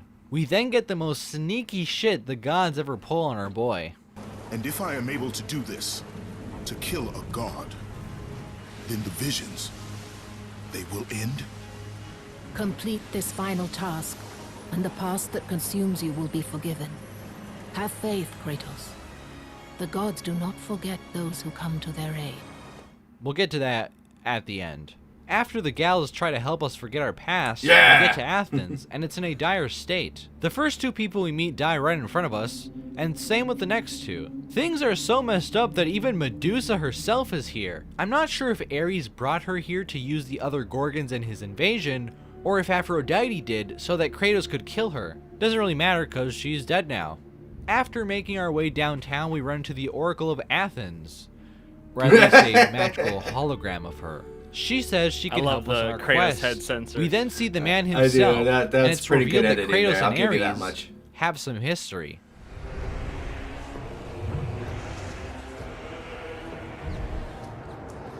First off, I like this design of Ares, especially his armor. I think it's really cool. Yeah, I don't know how I feel about it. God of war. I haven't forgotten you. For what you did that night, this city will be your grave. It also seems like Kratos has a reputation. You know, I gotta say, how come, like, Ares didn't notice him? Like, that's kind of like one thing I always thought to myself. He's preoccupied destroying everything. Yeah, but like I said, later on you find out he can toss a sword, like, you know, half a continent away to kill you at the same time. He just... It just seems a little weird when you think about it in retrospective. I know who you are. I know what you've done. Monster. Wait. Stay back! Get away from me! A very bad reputation. The few people we see recognize him don't want anything to do with him. I know who you are, Spartan. I know what you've done. I would rather die than be saved by you. Making our way further into the city, we run into the other big man himself, who gives us his lightning bolts. You have done well, Kratos. Go with the gods. Kratos. Go forth in the name of Olympus. Which I also love how drastically they retconned that person's Zeus face as well. we use to kill this guy to eventually get to the Oracle, who gets kidnapped right in front of us. On our way to save the lady, we come across this inconspicuous old man that doesn't sound like Zeus at all. He says some crazy old man type shit, and then we kill him because Kratos responds with immediate and extreme violence to every insult he comes across. He responded to every challenge or insult he encountered with immediate and extreme violence. A grave? In the middle of a battle? Who will occupy it, old man? You will, my son. Oh, I've got a lot of digging to do indeed. All will be revealed in good time. And when all appears to be lost, Kratos, I will be there to help. Oh wait, that doesn't happen. After just barely saving the Oracle from death, she reads our mind and more of Kratos is revealed to us. Turns out that Kratos was a captain. Let me say that again. Captain. In the Spartan army, who was very good at his job and was very ambitious, quickly growing his influence by being extremely effective, which... Why do you have to emphasize captain here? Because in later games they say he was a general. Okay. turn means violent. his wife seemingly being the only one that could tell him what for. She asks him to stop, but he seems more interested in the glory of Sparta. How much is enough, Kratos? When will it end? When the glory of Sparta is known throughout the world. The glory of Sparta. You did this for yourself. His desire for conquest knew no bounds, but that which he desired would ultimately consume him. Is it more so like he starts off as a captain and then after he gets the Ares power he becomes a general? Nah, so no, that's not it. I think what happened is because there's a costume in the second game that's called General Kratos. Mm-hmm. So I think they just like didn't want to name it Captain Kratos because it makes him sound like a freaking pirate. I think literally that's the only reason why it's such a general. I think I see what you're saying there. I can kind of agree with that, to be honest with you. I've always interpreted this scene as the Oracle seeing the full picture, where we are just seeing a small piece. She is very put out I love by the this, Kratos, but she man. still That's good helps editing, because man. he's I'm the not only gonna one lie. that can save the city. We are told that the only way of killing Ares is with the use of Pandora's box, which lies in a desert outside of Athens. We are warned that many people have gone in search of this thing, and nobody has ever come back empty-handed, because they never come back at all. After getting to the desert, Athena tells us it's the most powerful weapon a mortal can wield, and gives us more details about its whereabouts. The thing is past the Desert of Lost Souls, inside a big-ass temple chained to the last Titan, Kronos. After pulling a Moses, Kratos climbs Kronos for 3 days straight. Now that's some real Alpha Chad shit right there.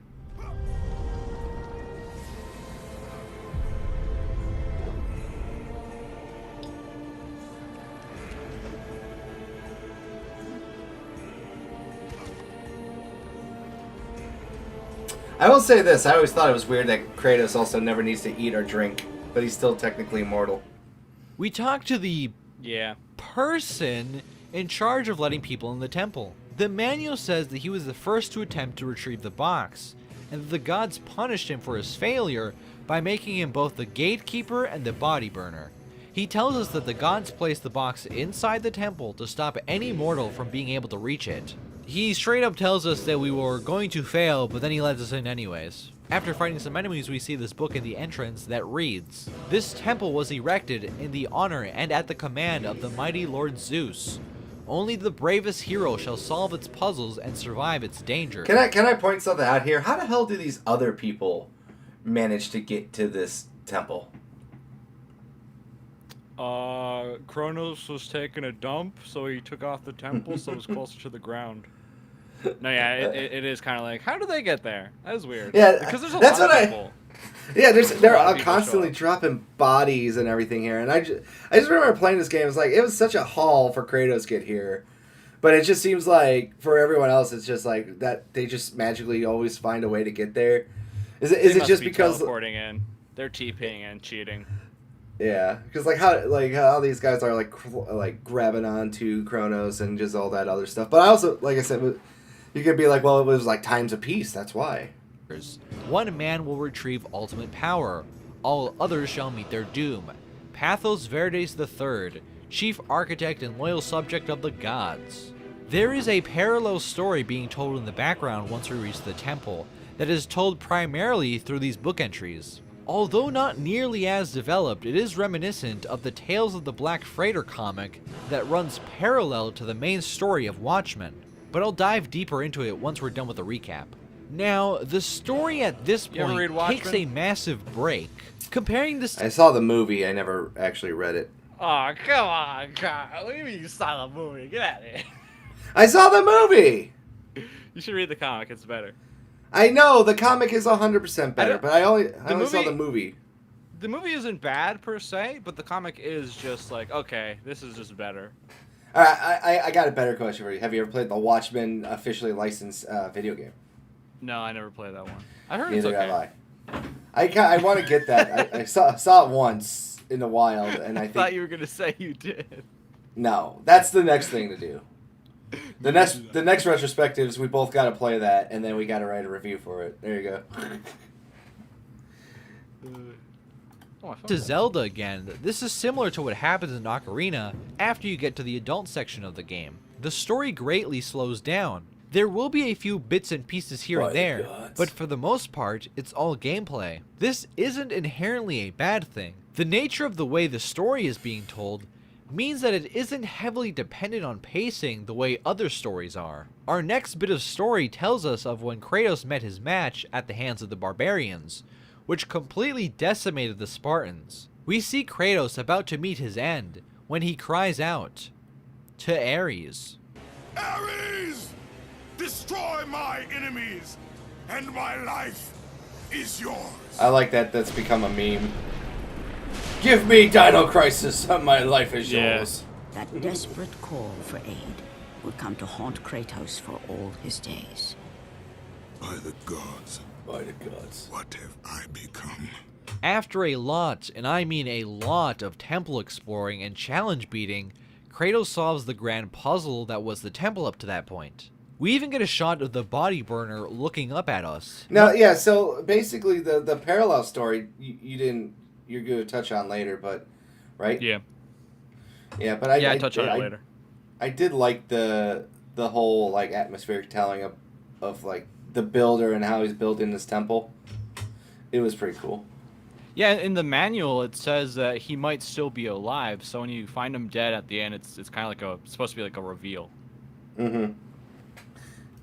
Although we don't get to see it, we all know that he probably feels pretty stupid about what he said earlier. This is several hours of gameplay removed from our first encounter with him, so this little detail really puts things into perspective. We were told that we were gonna die like everybody else, and now we have made it further than anybody else has. We then see what occurred after Kratos called for Ares' help. Swearing his allegiance to Ares, the barbarians were quickly dealt with. Kratos was given the Blades of Chaos, which serve as both a weapon and as a physical representation of the deal. Kratos easily kills the barbarian leader, but the narration informs us that he would learn the cost of such power, a cost that was ultimately too high. But soon, he would learn the true cost of such power. A cost too high even for Kratos to pay. Wretched beast! I know who it is you serve. Return to your master. I like how like the harpies kind of look like Nosferatu vampires too.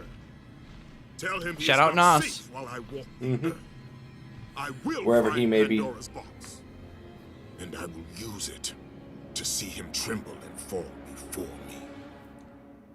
After going through the cliffs of madness, which is where I say the game starts to get difficult, we start to get glimpses of what Kratos was made to do under Ares' command. Where previously we saw Kratos engaged in combat in a war setting, we now see him targeting civilians. The narration does mention his victories against actual armies during this time period, but we don't get to see any of that. This explains why those two were so disturbed by Kratos. It's one thing to be known as the guy that conquers his enemies with great effectiveness on the battlefield, it's another thing entirely to be known as the guy that kills civilians because Ares owns your soul now. One of these excursions leads him to a temple of Athena. His men burn down the surrounding village and kill all the inhabitants, while Kratos stands outside the temple. The narration tells us that he had a bad feeling about it. The temple's oracle warns him of the dangers that are inside. It was ultimately his ambition for conquest that led him inside. But the village oracle's warning fell on deaf ears. His ambition would not be denied. All who opposed him would die.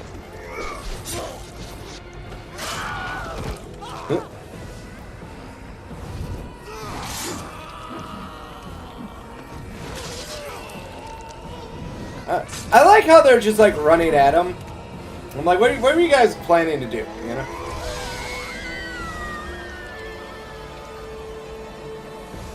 In that instant, the glory he had reveled in turned to horror. The image of his two final victims would stay with him for all his days. With that act, Kratos knew he could no longer serve his master. He had but one calling now, the death of Ares. He would murder the god of war. Ares, you will die for what you did that night. We will come back to this clip later. After a few more challenges presented by the temple, Kratos finds the body of Pathos Verdes III with a note explaining that he killed his wife because she tried to stop him from constructing the temple. The manual says that it is believed that he is still alive in the temple, continuing the construction of it to appease the god's commands. So his death is a reveal of sorts.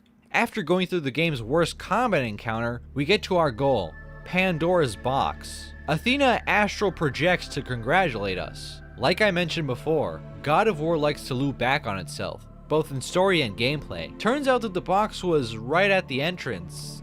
Technically, not really. Ares, being a god and all, senses that Kratos has gotten the box, and decides to do some god-level shit, and tosses a giant spike at Kratos all the way from Athens across the desert and directly into his chest. I'm just gonna let this next bit play out. As the life began to leave, Like this part is still his thoughts it's so returned to over the that top, fateful and night. it caught me off guard as a kid. Even I'm not in gonna lie. death, the memories, the visions would not fade. For how could he forget spilling the blood of his own family? A cruel trick orchestrated by the god of war. My wife, my child, how? They were left in Sparta. You are becoming all I'd hoped you'd be, Kratos. Now, with your wife and child dead, nothing will hold you back. You'll become even stronger. You will become death itself. But as the flames consumed the temple, Kratos realized Baki his level true nonsense. enemy was the god who once saved his I life. love it. The same god who had now taken everything from him. Ares!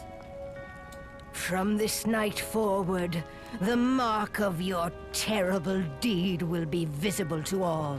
The ashes of your wife and child will remain fastened to your skin, never to be removed. And with that curse, all would know him for the beast he had become. His skin white with the ash of his dead family. The ghost of Sparta had been born. Yeah, I think that's the part a lot of people forget about when they talk about God of War, that they actually put that curse into the game.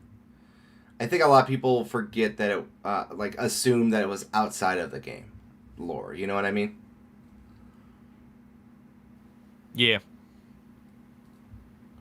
Actually, that's a good point. I have seen a lot of people be like, "What? Why does he have ash skin?" Yeah. What do you mean why? What do you mean why? It's Like- literally explained in the first game. That's what I think as well too. When I talk to God of War fans, especially if they haven't played in a while, they forget that that was in there. In the end, in death, he had failed. As the minions of Ares claimed Pandora's box, Kratos' life faded, and his cursed soul was cast into the fires of Hades. And Kratos fell into the underworld, the river Styx beckoning below, the currents strong enough to carry even the strongest mortal to his eternal resting place. But Kratos had no intention of resting yet. He intended to live, to return to Earth and complete his quest. Let go! You won't drag me down. This is one of my favorite ones right there. He's like, fuck this guy over twice. I will see it completed. You again?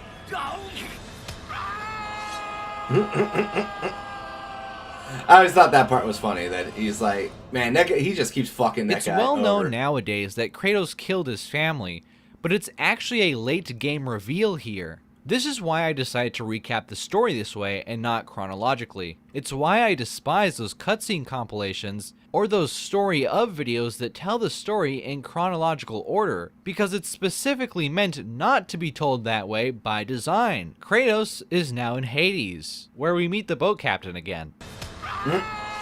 We have to even make you our like that way part. out, But how? How can a mortal make it out of Hades? Seems pretty convenient for our protagonist to just be able to get out of there, huh? Guess again, bucko. We get help from the gravedigger from before. But who is this old man? It's Zeus. How do I know this? Well, same voice actor for one, and he implies he's a god, so yeah, it's kind of obvious. Who are you? Now that is an interesting question. But for now, you must hurry. Athens needs you. But how did you know I would... Athena isn't the only god keeping watch on you, Spartan. Complete your task, Kratos, and the gods will forgive your sins. We get to where we left the Oracle, and she seems to be in pretty bad shape. Kratos, return, but too late. Ares has taken Athens. There is no more hope. No hope. Regardless, though, we continue forward. Kratos had traversed the desert of lost souls, bested the deadly traps of Pandora's temple, and escaped Hades itself. So the final boss fight, how did you feel about this as a closing fight? From the narrative point of view or gameplay or both? Both. Okay, so the first phase is kind of fun because you can just kind of like do whatever. I won't say anything about the Clone War because I'll say it here in the video. I'm pretty sure I would express myself better in the video anyways. And then the final thing is terrible. I hate it. Not good. We'll get through the... Wait. What was I gonna? I was gonna ask you something. I forgot. Oh yeah, did you know it was Zeus? No, yeah. Okay. Because some people don't know. Like they don't put it together. I think you kind of like look at it and you go, okay. At first, you don't really think that it's anything special. It could pay off later, and then afterwards, you're like, oh yeah, it's probably Zeus. There was but one task left. Zeus! Do you see now what your son can do? You cast your favor on Athena, but her city lies in ruins before me. And now, even Pandora's box is mine. Would you have me use it against Olympus itself? Kratos, returned even from the underworld. Is this the best you can do, Father? You send a broken mortal to defeat me, the god of war?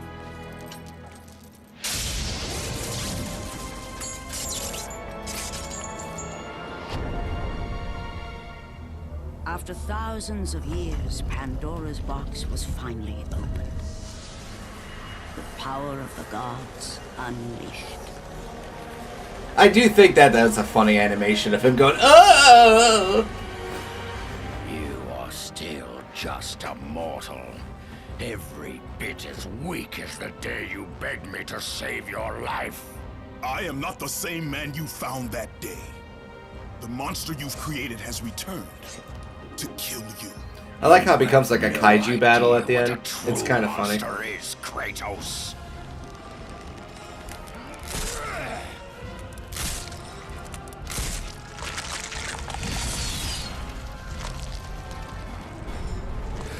Your final lesson is at hand. The first phase of the Ares boss fight, in my opinion, is a step down from the Minotaur fight. Whereas in that fight, I felt that players that truly engaged with the game's combat mechanics could easily be able to dominate the boss. Here though, I can't help but think that things are just too chaotic to do so. The camera angle isn't the best for properly viewing them either. He hits like a truck too. The checkpoint is set right before the cutscene for some reason, so every time I fail, I have to do the roll of shame back to the fight. This is a point in the game where I do feel like it's supposed to be more spectacle than actual substance. You can beat this phase rather quickly by spamming magic. And just like the other bosses, Ares can give off a lot of health and magic if you hit him enough in quick succession. It's honestly kind of fun to use all of your arsenal against him, because yeah, that would happen in this kind of scenario. You have acquired all this power, all these tools along your journey, Of course he would use them all to stop Ares. Also, this is one part of the game where Zeus's fury is rather useful. If you don't knock him out of this state fast enough, he'll start launching meteors at you. Once you get him low enough on health, you can go and activate the QTE. But if you don't immediately start mashing circle, he's gonna counterattack and it will kill you. I don't like this. You should be punished for failing a QTE, but the punishment shouldn't be death, especially now with this short of a window. You get a lot of red orbs and a refill on your Rage of the Gods meter after doing it successfully though. Word of advice, don't even try doing the next section of the game if you aren't at full magic. Ares opens this portal to God knows where, and, well...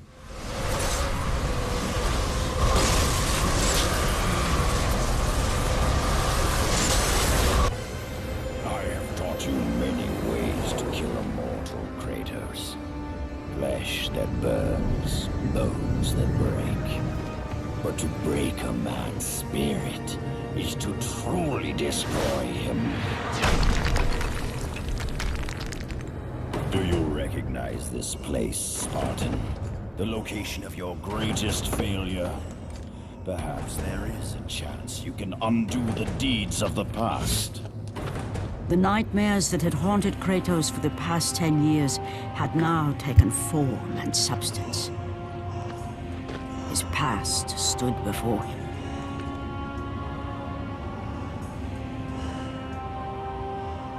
It's so tragic, man.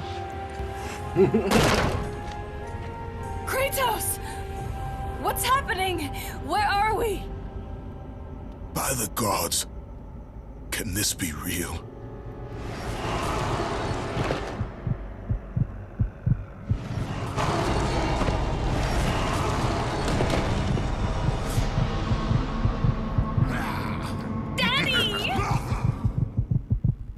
Ares! There is nothing you can put in my way to stop me! I will save my family! This is the final combat encounter of the game, dubbed the Clone War by fans. Let's go! It is possibly the most difficult challenge in the entire series. You have to fight off and stop evil versions of Kratos from killing your family, and I believe there are 100 of these guys in total.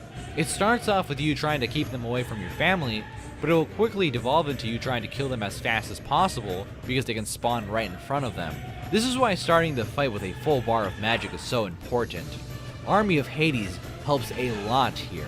Yeah. Poseidon's Rage is also pretty good, but Army of Hades. It's also really important to have full Blades of Chaos upgrades. Another thing too is it is very fun to watch this whole temple kind of slowly fade away too and break apart. I think that part is really cool. So you can get infinite magic with Rage of the Gods, because you're gonna need it. Also, square, square, hold square? Almost impossible to beat this without it. You can control the battlefield pretty well with this thing. Mess up a little bit too much though, and it might be impossible to recover. It doesn't take much for you to go from 100% in control to, oh, they killed her again.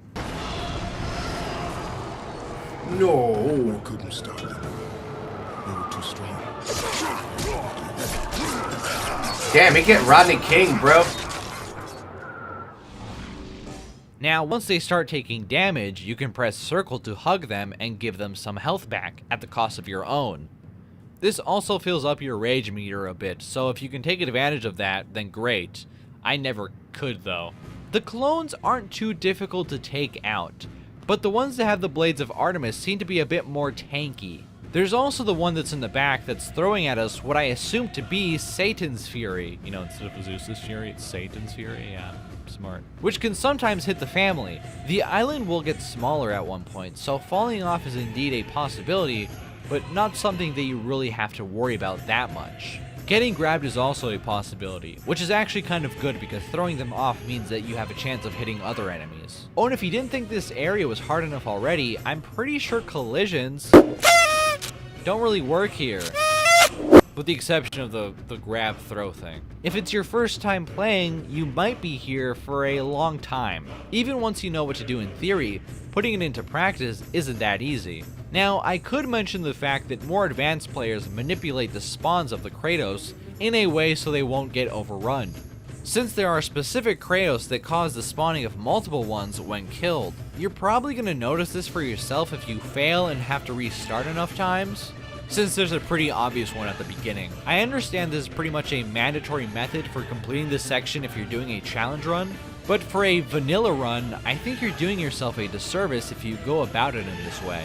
This is perfect integration of story and gameplay. The fact that this is challenging makes sense from both a literal and emotional perspective. This is the hardest thing that Kratos has ever had to do. Again, both from a literal and emotional perspective. Ares taunting us at the beginning, telling us that we might be able to actually save our family, it's the icing on the cake. We all know it's not possible, including Kratos, but damn, he's gonna try. Because for the last 10 years, he's been trying to right the wrongs he has done, trying to obtain inner peace, trying to seek redemption, fighting with his inner demons, in this case, literal evil clones of himself. It should be difficult. It should be a little unfair. Not this kind of unfair, but still, you should be on the back foot. You should feel stressed about your wife and daughter getting killed again. You should have to give it your all. You should find the time in the battle to hug them because, well, to give them health back, but more importantly, to Kratos, it's been 10 years since he's been able to do this. This whole thing should be exactly how it is. Hardest encounter in the series? Possibly. I have yet to play all the games, so I don't know. But I wouldn't have it any other way.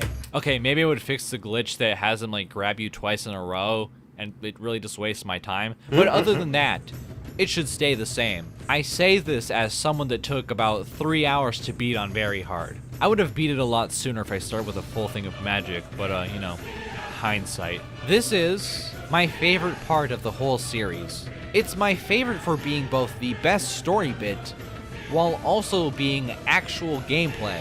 It also felt really good beating this on very hard after so many attempts. Yeah, you're wrong. I'm sorry, you're wrong. It's not the best story bit. What's the best story bit? The best story bit is when you kill Athena. You don't kill Athena. What are you talking about? Oh no, you in 2? How's that the best story bit? That's the best story bit. How? Because it's basically what I like to say is once again the gods don't respect Kratos enough to stand up for him. After all he did and all he sacrificed and how he overcame so much, it shows once again that it doesn't matter even if Athena is completely like on your side, she will still die to protect Olympus over you. How is that better than this? I just told you why. Yeah, but how is that better than everything I just said in the video? Well, it's very simple because I think it has more impact and emotional weight of how they progress the story. Because this part is like, yeah, it's cool and all, but like his wife is still dead, and he still has to wear the ashes it's a literal on his skin. representation of his inner demons. Yeah, I know. Ooh. You know, Athena stepping in front of Zeus. Yeah, I think that's a lot more like telling of just how like Kratos will always be viewed. He will never be accepted as one of them, even with the person that is the only one that he considers accepting him. Yeah, I don't think they were going for that. I don't think they were going for that. I think you're reading way too much into it. I think you are. Wait, what? That's it? That's it? No way. No way. That was what? What? Done the impossible. We had saved his family. You're so happy to beat that. Kratos, please take us home. Do you see, God of War? You took them once, but you'll never have them again. You cannot save them, Kratos. You gave them up in your quest for ultimate power. There is a price to pay for everything you gain. Not that price. I didn't want them to die. No price is too high for what I offered. And you rejected me. A god! Now, you will have no power, no magic. All that is left for you is death! Oh, not again. You should have joined me, Kratos. You should have been stronger. Craggy toes. by the gods. The battle was not over. The gods, it seemed, had a final gift for Kratos. I still have allies in Olympus, Ares. Now, you will see how strong I am. The second Ares fight is possibly the thing I hate the most out of the whole series, is what I would have said if I didn't play through the game again on hard while writing the script, and then again on very hard after writing the script. I'm ad-libbing that part. On paper, it's an interesting idea, both sharing a health bar. Sort of a tug-of-war kind of thing here. Only on paper though, because Ares can one-shot you at the beginning of the encounter. And even if it doesn't end up killing you, there's no point in not resetting at that point because you'll end up with more health after it. And this is because your damage output isn't equal to Ares. This thing might make you think that things are balanced here and that it's up to the player's skill to beat it, but no. Not when Ares has this attack that isn't blockable, that gets followed up by this, which, hilariously enough, I'm kind of jokingly named after this attack now. Can the Mexican be an attack? His little fire burst into million stab can be the Mexican. Mr. Wright is looking for names to attacks. And the IJP Mexicans.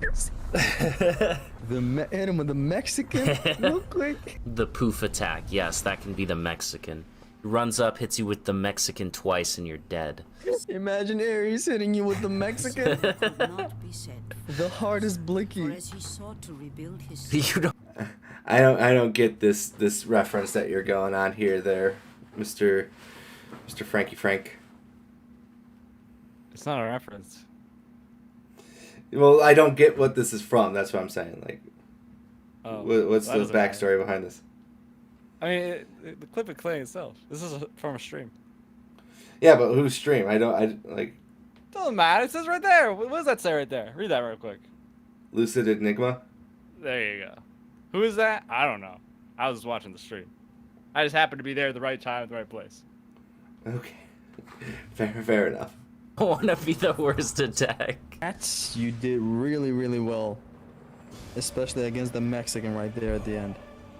It took a minute to get used to how much the Mexican fucks. I find that really funny because I fucking hate that attack so much. The Blade of the Gods is a neat weapon that has a unique moveset. They don't really matter though, since you can only use this weapon in this fight, and nothing is better than hitting R1 to stab, and then hitting square to do the spin attack, which you want to do when he's blocking to activate this struggle session, because this is how you're going to be doing most of the damage in this fight. Ares will do this teleport then summon rocks to crush you move. You can use this as an opportunity to get close to him and do some damage. I've seen people get him in this loop to beat him pretty quickly. That still doesn't negate the fact that doing an attack that, from essentially full health, can bring you lower than your starting health is bad design. Like I mentioned before, there is no reason why you shouldn't just reset at that point. Because the time it would take you to get back to your starting health is longer than the time it takes you to hit the select button and hit restart from last checkpoint. Where the Clone War was difficult, it was still reliant on the normal combat mechanics. At no point could one unblockable attack take out all of your health. No, you fucking piece of shit. Look how much, such a fucking bullshit attack. Gamer rage. The only reason why I'm not going harder on this is because, again, I played it again, and I beat him in only 3 attempts. So if you know how to do the fight, it isn't too hard. It's still just not good. It's not well designed. If we count the 2 separate phases as one fight, I still rank this lowest out of the 3 in the game. I don't think counting the clone section as part of the fight is fair. If we count that as its own fight, I'd say it's lower mechanically than the Minotaur fight, but still wins over the other ones. But again, that doesn't really count. Alright, let's finish this. What do you think of the boss fight, Carl? Remember, Kratos, I like this boss fight a lot, actually. It was I who saved you in your time of greatest need. We'll let this part play out, and then we'll stop watching this. That night, I was trying to make you a great warrior. You succeeded. Ugh. Get fucked, God of War. We missed the analysis part. Yes, because we are going to do it now. I actually like that boss fight, and I disagree with you. You should count that part as part of the boss fight as well. What part? The middle part? Yeah, the clone part. No, I think that's unfair. I don't think it's unfair. Why do you think it's unfair? It's part of the phasing. Yeah, but Ares isn't even there. But then again, in the second game, well, this isn't the final boss fight, so it's kind of different. But in the second game, when you fight the Sisters of Fate, there's like a middle section like that. It's not exactly the same, but it's kind of like that. But one of the sisters is there, and I do count that as part of the fight. So am I being hypocritical? Maybe. But my name is Craig Toe, so who cares? Craig Toes. I don't know. Like I said, I think that last boss fight is pretty good. I like the different, levels that you got into. There was much. I liked how it kept changing. That's what it felt like, to be honest with you. Yeah, I think it had like changed for the better though. Oh, okay. It's it's a fine. The first phase is fine. I don't count the clones of the second phase. The last phase is poopy stinky on very hard. I think it's just okay on normal and lower. Oh, I guess you could say that's probably better on lower difficulties. Okay. I do think it might be, like, real quick, it might be the worst final boss in the series though. I've never played the final boss in Ghost of Sparta or Ascension, so maybe not. But it's definitely worse than Zeus. It's worse. Well, is it worse than Persephone? I don't know. I was gonna ask. Basic. She's Ghost of Sparta or Chains? I forget. She's Chains. Okay, I couldn't remember. Yeah, because Persephone, that boss fight I thought was just weird. I never played Ghost of Sparta, but I have played Change. I don't know. I think who is the Ascension? I forget. Oh Jesus, I'm forgetting that story so much. It's like the Fates. It's like the Sisters of no. Is it the Fates? What are they called? Aren't the Sisters of Faith in number 2? Yeah. What are they called though? They're also sisters, but they're like something weird. Let me Google it real quick. They're like bug ladies. I just remember that. I don't actually remember what the fight is, but then again, I never played it. It's been a while. The Furies. That's it. The Furies. The Furies. There we go. Yeah, I couldn't Sisters, remember that. They have an F in the name. That's why I was confused. I think a lot of people get the Fates and the Furies mixed up when you talk about. I mean, they're basically the same thing. Kind of. I think the Fates are kind of more controlled, I guess you could say, but the Furies are not controlled in Greek mythology, if I recall correctly. Oh, in actual mythology? Yeah, I don't know nothing about the Furies in actual mythology. I know a little bit about them. It's been a hot minute for my Greek mythology here, but I know something about them. Like in Greek mythology, I think they're a little bit more scary, I guess you could say, than the Sisters of Faith. But yeah, that's neither here nor there. So you mentioned it before about the God of War remasters, and I guess we'll talk about that before we close out the stream. They just announced it earlier this year that they will be bringing back the Greek trilogy, as I like to say. I don't know if they're going to bring back the spin-off games or an Ascension. As of now, we just know 1, 2, and 3. Yeah. But I will say that I know you were talking about it on one of your DBZ streams. So why don't you talk about what you had to say? I have zero excitement for the fact that we're getting these remakes as of right now because of 2 reasons. One is because they waited a year after the 20th anniversary, which just seems really weird. And at that point, I'm like, okay, we're never going to get these. I don't even care. Which at that point, actually, it wasn't even that. We weren't even expecting remakes. We wanted remasters. So there's that. But then the thing number 2 is, as of right now, all we have is a logo that says God of War Trilogy Remake. We know Yeah. nothing else about the game. So I'm not convinced that it's not going to be in the new style. Until I see gameplay that's in the old style and that looks like real God of War, I'm not expecting them to not just make it in the new style. To be honest with you, I could see them just doing it in a new style because it's a remake. Yep. Me too. But Which I hope that doesn't happen because that would be literally the worst outcome ever. I don't know if necessarily it'll be the worst outcome ever. I mean, I will understand that people will be upset about it, but I would have to play the game first, to see if I like it. Yeah, at that point I wouldn't even play it at all. I do not care for a 1, 2, and 3 remake in the new style. Like, what's the point? At that point, just make a new game. Like, what are we doing? I'm also okay, and even if it is in the new style, or sorry, even if it isn't in the new style, I'm also like worried that they're gonna change the story in the trilogy and make it more in line with how they tell it now. Like Kratos was always a big stupid idiot, which I feel like they would do. I don't think they really tell you that Kratos was a big stupid idiot in the newer ones, the Norse ones. To be honest with you, No. like what do you mean by that? What do you mean by that, my brother? Well, he was like mostly a rage monster throughout the whole series, which it wasn't the case, as you could see in the first game. In the flashback sequences, he is depicted like that, but then he's depicted as trying to change his ways, which ends up, I mean, it happens, but then he doesn't get what he wants, and then he has a real reason to be a bit upsetty spaghetti.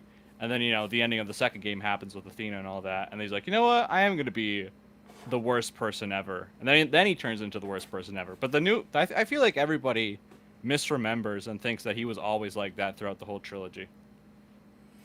I wouldn't. Well, let's be honest here. The first God of War game, he's pissed off that he is basically cursed to be, always reliving that, like killing his wife and family and just be known as a monster. In the second game, it literally starts off with him attacking, roads. Just constantly being a warrior and upsetting the balance of what a god should do. Yeah, but there's a reason. There's like a logical progression in the character, like why he goes he goes from something else to that. I don't think people recognize it or even remember it. All right, well, what is it then? Why don't you explain that point? Because I'm curious. Okay, so in the context of just the first two games, because it does change if we take into consideration Chains of Olympus, it does get a little bit different. In that original context, Kratos decides to try to seek redemption, and he serves the gods for 10 years in order to seek that redemption, both to relieve his not necessarily get rid of his memories, but get rid of his guilt, basically. Yeah. And get rid of his sins. He does that. He does get rid of his sins. His sins are forgiven, but they don't take away the pain he has, basically, and that makes him very sad, and he tries to take away his life. But then they go, no, you don't get to take away your life. Now you get to live forever with those terrible nightmares. So then he gets really upset about that, because that's pretty lame, right, Carl? Like, if that happened to you, you'd be pretty upset, right? Yeah, because the gods constantly altered a deal on him. I get that part. Well, they technically didn't alter it. They technically they didn't lie. They just were sneaky bastards. And like, yeah, your sins, your past will be forgiven. But that's not the only thing he wanted. Not even the primary thing he wanted. So it makes sense why he goes from like trying to be a better person, trying to work with the gods and do all that. But then the second game is like, you know what? You guys freaking suck. I'm being Ares. No, that part I but get. Also, yeah, but that part I get. Real quick, but also it's not just him being, I'm gonna kill everybody just because. He is doing it to relieve his pain the same way he was, serving the gods, going out in battles to relieve his pain that way. The narration of the first game says that that's how he relieves it with women and massacre. Mm-hmm. Literally the same thing is happening in the start of the second game. There's some nice imagery that happens at the start of the second game where, similar to this game, how he throws himself off the cliff. When he's on Olympus and goes down, it's literally the same same iconography of him stepping off and dropping down. So Yeah. visually we understand, okay, this is to relieve his pain. He can't end his life because he's a god, but he can destroy and conquer. Yeah, and also to kind of tie it in a little bit too, where he becomes like the deity of Sparta, basically. That's what it kind of implied too, without saying that it fully. That becomes his new family, which he also loses, which is nice little storytelling thing. But people don't recognize that because God of War is stupid. And it's just a stupid hack and slash game that's stupid. Well, and, yeah, Kratos has no character. But at the same time, like, I think a lot of that stuff, like you're saying, is they don't make it big and stupid again. Like, I really get a little bit perturbed by that kind of comment, only because it's not so much that Kratos is, a big softy and stupid now. It's just like, no, he's a guy, like, if you play all the games, like, he's constantly getting fucked over. Yeah, real quick. When I say they made him, or they tried to pick him as big and stupid, what I mean is they remove all of that, depth from why he was doing the things he was doing, and just make it so that he was angry for really almost no reason. Like they never really acknowledge why he did the things that he did. Not to say that it was justified necessarily, because it was still bad, but they often ignore the context. I don't think necessarily they ignore the context. It's him trying to impart wisdom onto his son most of the time. Because I think it makes a lot of sense. Like, if you just really think about it, it's like he got his revenge. He destroyed everything, and what did it get him? It still didn't fix anything.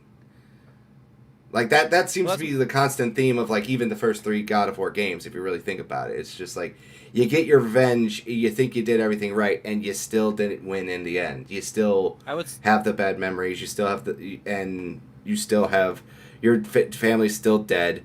And the more the progression goes in God of War, it's well, what happened in God of War 2? Well, you lose everything again. What happened in God of War 3? Well, you destroyed everything, and nothing really has come about of it. And now he has a second chance to redeem himself in God of War 2018, and he has a son, and he's trying to make up for the mistakes and be the father that he should have been,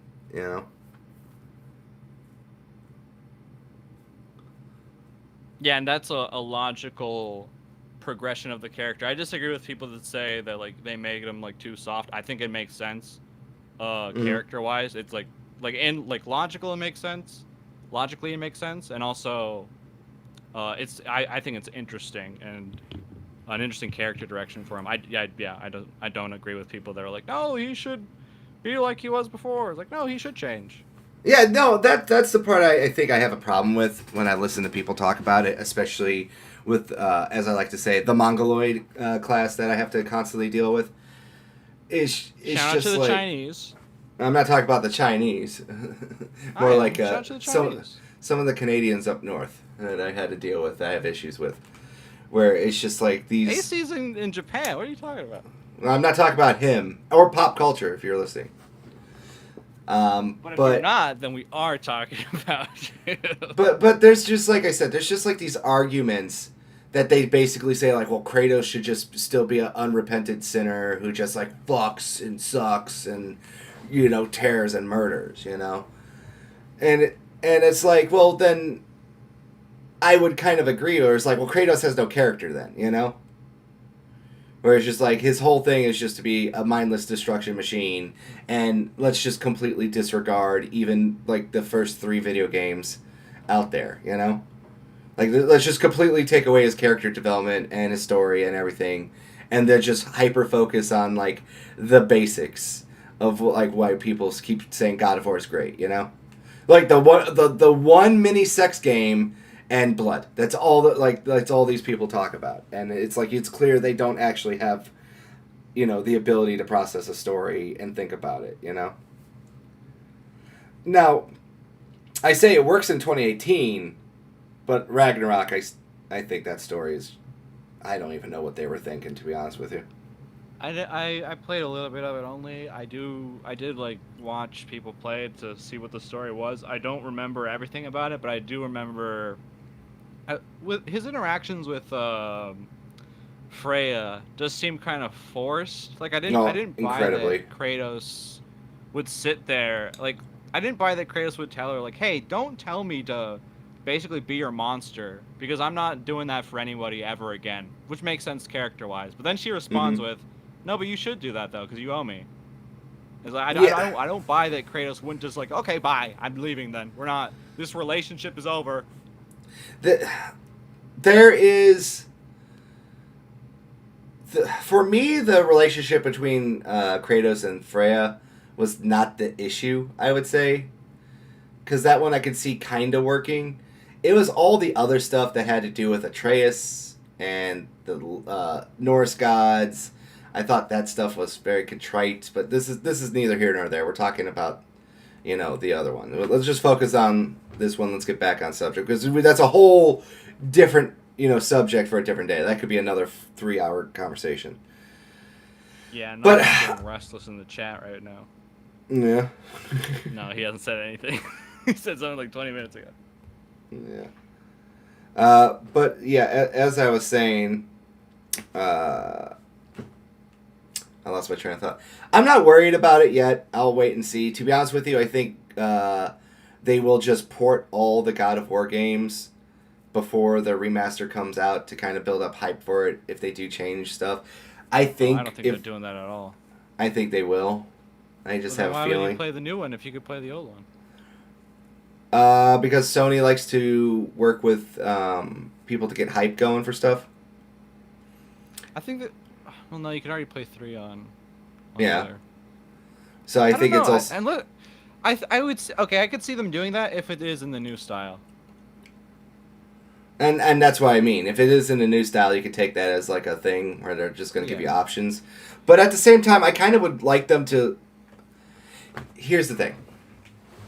I want them to do something with Ghost of Sparta. I want them to do something with Chains of Olympus. I want them to maybe do something with Ascension.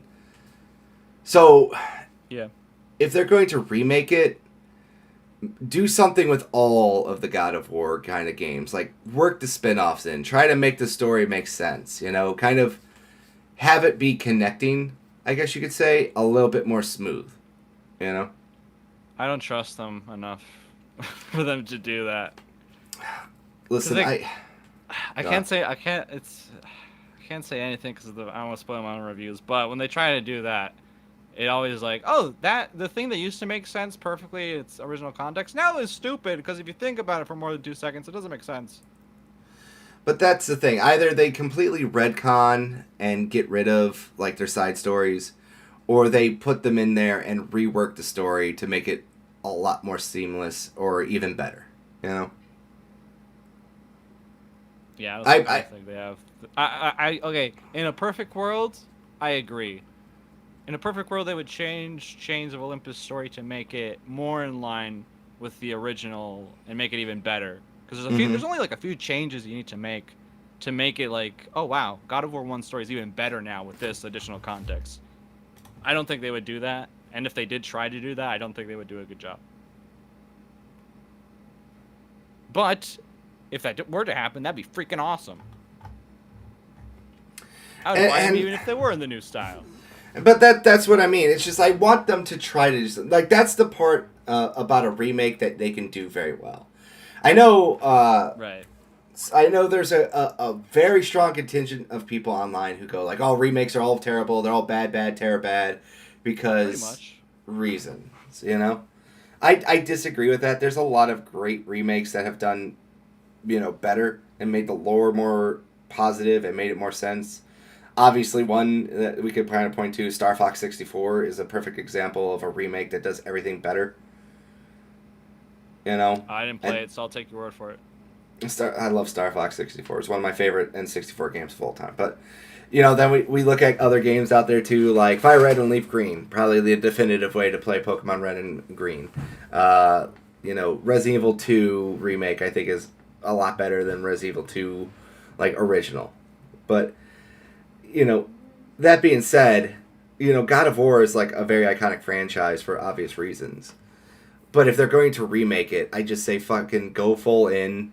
like go lore. Like I would prefer them to make God of War see, they said it's a trilogy though, the remake trilogy.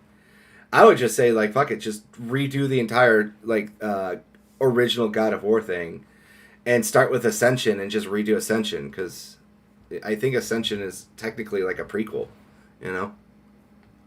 Yeah, Ascension in the timeline, it's the first one.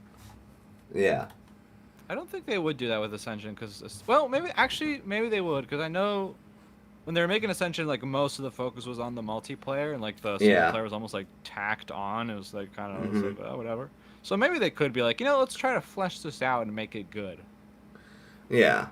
So like you have the opportunity to see like okay, where you went wrong and how you could fix it and kind of redo the storyline for that to kind of lead into the remake, and now you can have the events of Ascension be more canonized and they can make more sense to like Kratos. You have like a whole big hubbubaloo, and maybe if you really wanted to, you could take the events of like Ghost of Sparta and stuff like that and Chains of Olympus and maybe turn that into another game, like just maybe like morph them into each other or something, Yeah, I don't know. Ideally I would like this for one, this be in the old style, and two, it be successful enough where they go, hey, we can like make another prequel game that's not like a mainline game really, and it's like at most 20 hours in the old style. Yeah, let's just do that. I don't think that will happen, but I would like for them to make a new game in the old style, even if it is just like a shorter kind of like side adventure.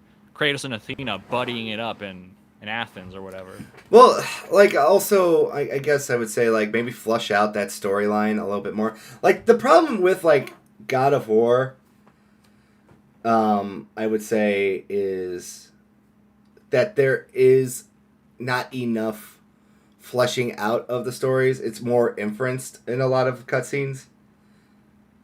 I feel like if you're going to remake, just flesh some of that stuff out. Obviously, like I said, it's a fine line. I think a lot of people love God of War, the original ones, because it's more high octane, over the top combat. And I think that's what a lot of people love about God of War, is that personally. Versus if you do a remake and you can try to I'm gonna go back, put a pin into that point and come back to it for a second. If you're going to remake it and you're going to try to make it into the 2018 kind of style, my counterpoint would be just don't super Sonify it. And that's like my biggest gripe with a lot of Sony games recently. I mean, like I don't want Kratos and Athena. I know that's the fucking problem. Like they have the ability not to do that, and I just know Sony won't break away from that. I just know it. Like I don't need fucking gelatinous cube level Marvel writing added in here. Like they add Kratos and like what was his brother's name in number 2? He's not in 2. He's in Ghost of Sparta. Deimos. Deimos, that's what I'm sorry. But like I don't need Deimos being like his side character, going like cracking jokes and being like the Daxter to his Jack, I don't think anyone wants that. That's stuff. why. Yeah, I forgot about that part actually. Yeah, that's why I'm like I do want them to make a new game in the old style, but I feel like that would happen, and I'll be like, okay, maybe don't do that.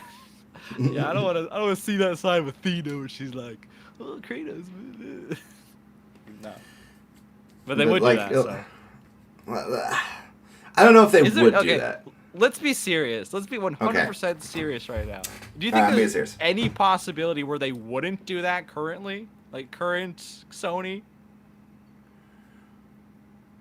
I would say yes, but I'm not a confident like they would do it. And the only reason why I say this is that we've seen, I'm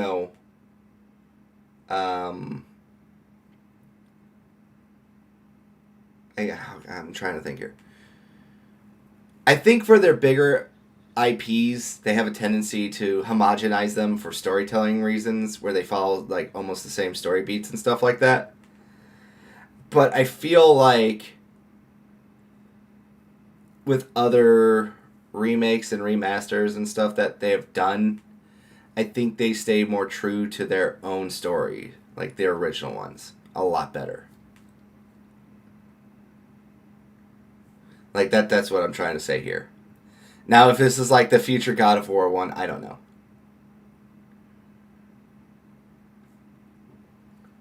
Yeah, it's gonna suck.